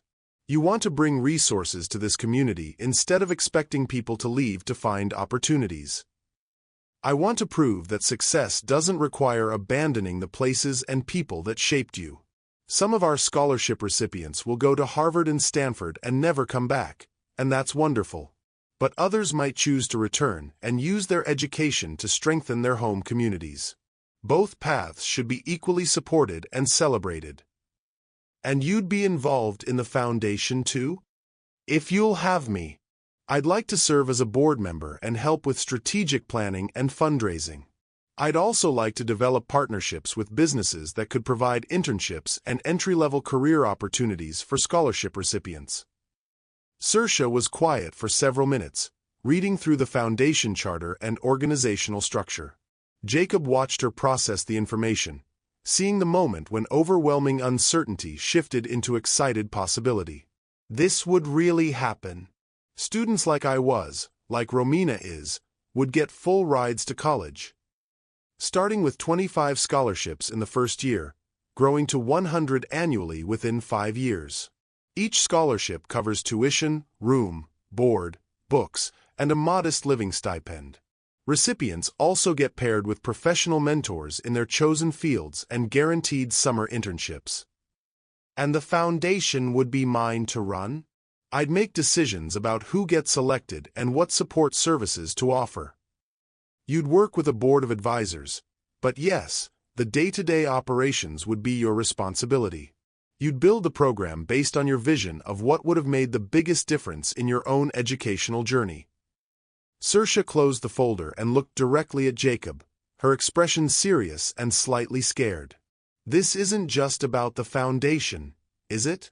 This is about us building a life together. The foundation is real regardless of what happens between us. The money is committed, the legal structure is established, and you're the designated director whether you're dating me or never want to see me again. But yes, I'm hoping we can build both the foundation and a relationship together. What would our life look like? Day to day, I mean. Where would we live? How would we handle the fact that you're used to private jets and I'm used to taking the bus? Jacob had spent considerable time thinking about the practical realities of bridging their different worlds. I'd like to buy a house here in Bakersfield, something comfortable but not ostentatious. I'd like to learn how to live in a community instead of above it. As for the lifestyle differences, I figure we'll navigate them together. I'll probably need to learn to appreciate simpler pleasures, and you might occasionally enjoy some of the privileges wealth can provide. Like what? Like taking vacations to places you've always wanted to see. Like having access to the best medical care for your mother. Like never worrying about money for basic necessities ever again. And you won't miss the excitement of running a billion-dollar company? You won't get bored managing educational programs and living in a small Central Valley town. The question went to the heart of Jacob's deepest fear about his decision. Would the man who'd thrived on high-stakes corporate battles find fulfillment in the quieter rhythms of community-based work? I might miss some aspects of corporate leadership. But I know I'll regret it forever if I don't take this chance to find out if love and community can be more fulfilling than money and power. And if it doesn't work out? If we discover we're too different or want incompatible things? Then we'll handle it like adults who care about each other. The foundation will continue, you'll have financial security and meaningful work, and we'll both be better for having tried. Saoirse stood up and walked to the diner's front window, looking out at the morning traffic on Chester Avenue. Jacob could see her weighing possibilities and consequences, imagining different versions of her future. Jacob, I need to tell you something about why I stayed in Bakersfield all these years. Okay. It wasn't just about taking care of my parents or raising Romina. It was about fear. Fear of failing in a bigger world. Fear of proving that maybe I wasn't as smart as everyone thought I was in high school. It was easier to stay here and be a big fish in a small pond than to risk discovering I was actually ordinary. The admission surprised Jacob with its honesty and vulnerability. You're many things, Saoirse, but ordinary isn't one of them. How can you be so sure? You've seen me for 3 days, and most of that time I've been serving you coffee and rehashing old memories. I've seen you manage difficult customers with patience and grace. I've seen you mentor teenage employees and help elderly regulars feel valued and heard. I've seen you navigate complex family dynamics while maintaining your own integrity and independence. I've seen you take a risk on loving someone who hurt you before, despite every rational reason to protect yourself. None of that is ordinary. But running a foundation, managing millions of dollars, working with university administrators and government officials, that's not the same as managing a diner staff and chatting with customers. You're right. It's not the same. It's bigger and more complex and more impactful. But the core skills are identical. Understanding people, solving problems, building relationships, managing resources, creating systems that serve others effectively. Saoirse turned back toward him, her expression still uncertain but less fearful. What if I'm not good at it? Then you'll learn. And if you make mistakes, you'll fix them.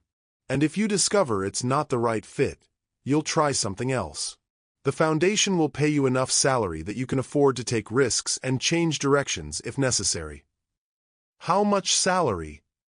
$200,000 annually, plus health benefits and a retirement plan. Saoirse's eyes widened. That's more than I've made in the past 5 years combined. It's appropriate compensation for the responsibility you'd be taking on. And it's enough to ensure you never have to worry about basic financial security again. Jacob, this is overwhelming. Life-changing overwhelming. I need time to think about it. Of course. Take all the time you need. The foundation documents don't require your signature immediately. But you need an answer about us. About whether I'm willing to build a relationship with a man who just gave up everything for a second chance. Jacob stood and moved to stand beside her at the window, close enough to touch but respecting her need for space to process. I need an answer about us, but not today. I'm not going anywhere. I'm going to rent an apartment here in town, start figuring out how to be a regular person instead of a CEO, and give you time to decide what you want without pressure. What if people find out about the foundation before I'm ready to make a public decision? What if the press shows up asking questions about the billionaire who quit his job for his high school sweetheart? They probably will. Business journalists are already calling the hotel, trying to understand why I resigned so suddenly. But that's my problem to handle, not yours. You don't owe anyone explanations about personal decisions that haven't been made yet. Saoirse leaned against his shoulder, allowing herself to accept comfort without committing to more than the moment required. This is crazy, isn't it? 2 people in their 40s trying to recapture something that might have been more about nostalgia than real compatibility. Maybe. Or maybe it's the sanest thing either of us has ever done. Choosing love over fear, connection over security, presence over productivity. And if we crash and burn spectacularly, then we crash and burn spectacularly while trying to build something beautiful together. I'd rather fail at love than succeed at loneliness. The diner's bell chimed as the morning rush began in earnest. Saoirse straightened, her professional instincts kicking in as customers filled the booths and counter stools. I should help Mel with the crowd. Go ahead. I'll sit at the counter and drink coffee like a regular customer. Jacob. Yeah. Thank you. For the foundation, for the risk you're taking, for giving me time to figure out what I want.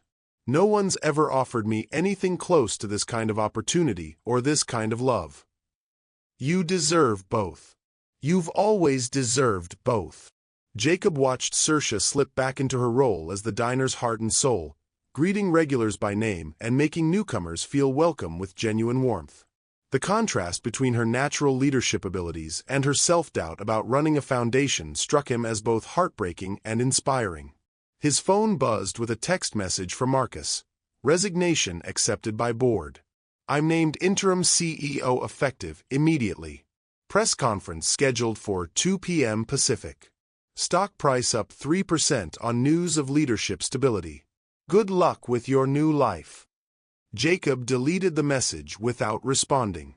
His old life was officially over, and his new life was waiting to be built one decision at a time. Over the next hour, he observed Saoirse managing the breakfast rush with the same skills that would serve her well as a foundation executive. Strategic thinking about workflow and resource allocation, emotional intelligence in handling personality conflicts, and an innate understanding of how to make people feel valued and supported. When the rush finally subsided, she approached his counter seat with a fresh cup of coffee and a piece of apple pie. On the house. Consider it a thank you for the most generous job offer in the history of Bakersfield. Have you made any decisions? I've made one decision. I want to try. The foundation, the relationship, the whole terrifying, wonderful possibility of building something together. I don't know if I'll be good at it, and I can't promise it will work out the way we're hoping, but I want to try. Jacob felt something uncoiling in his chest, a tension he'd carried for so long that he'd forgotten what it felt like to be without it. Are you sure? I'm sure I want to try. I'm sure I'd regret it forever if I let fear make this decision for me. I'm sure that you're the best man I've ever known, and if you think I can do this job, maybe I should trust your judgment more than my own insecurities. And us. The relationship part. I'm sure I never stopped loving you.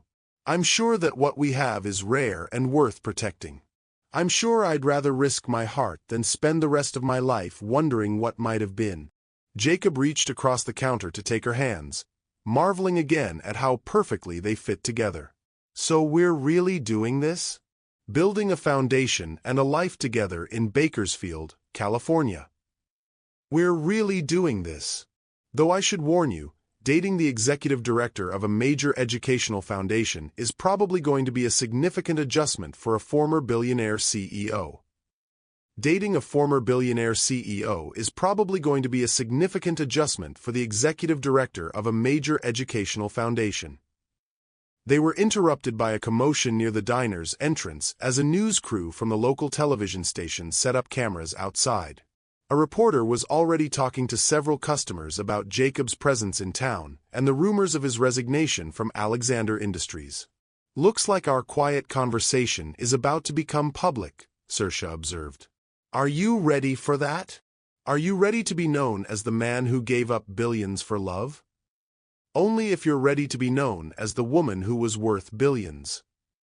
Saoirse laughed, and Jacob realized that whatever challenges lay ahead, they would face them together with the same combination of humor, courage, and stubborn hope that had sustained their teenage romance 25 years earlier. Should we give them a statement? We should give them a story worth telling. About second chances and choosing love over fear and the possibility that some dreams are worth waiting a lifetime to fulfill. Jacob stood and offered Saoirse his arm. Ready to change the world, Executive Director McMahon? Ready to change the world, Mr. Former CEO Alexander. They walked toward the diner's entrance together, past the news cameras and curious onlookers, into the bright California sunshine and the uncertain but hopeful future they'd chosen to build together. 3 months later, the Saoirse McMahon Educational Foundation announced its first class of scholarship recipients. 25 brilliant, determined students from across the Central Valley who would attend universities ranging from UC Berkeley to Princeton to Howard University. The foundation's headquarters in the renovated Woolworth building had become a gathering place for students, parents, and community members who shared a belief that education could transform individual lives and entire communities. Jacob had purchased a modest house on a tree-lined street 6 blocks from the foundation offices, close enough for Saoirse to walk to work when the weather was nice. Their relationship had weathered the inevitable adjustments of merging 2 very different life experiences, but their fundamental compatibility had proven stronger than any surface-level conflicts about money or lifestyle or future planning. The national press had eventually tired of the billionaire quits for love story, But the foundation's work had attracted attention from education advocates and philanthropic organizations across the country. Saoirse had proven to be a natural at fundraising and program development, expanding the foundation's reach beyond her own initial expectations. On a warm Friday evening in May, Jacob and Saoirse sat on their front porch swing, reviewing applications for the foundation's second round of scholarships.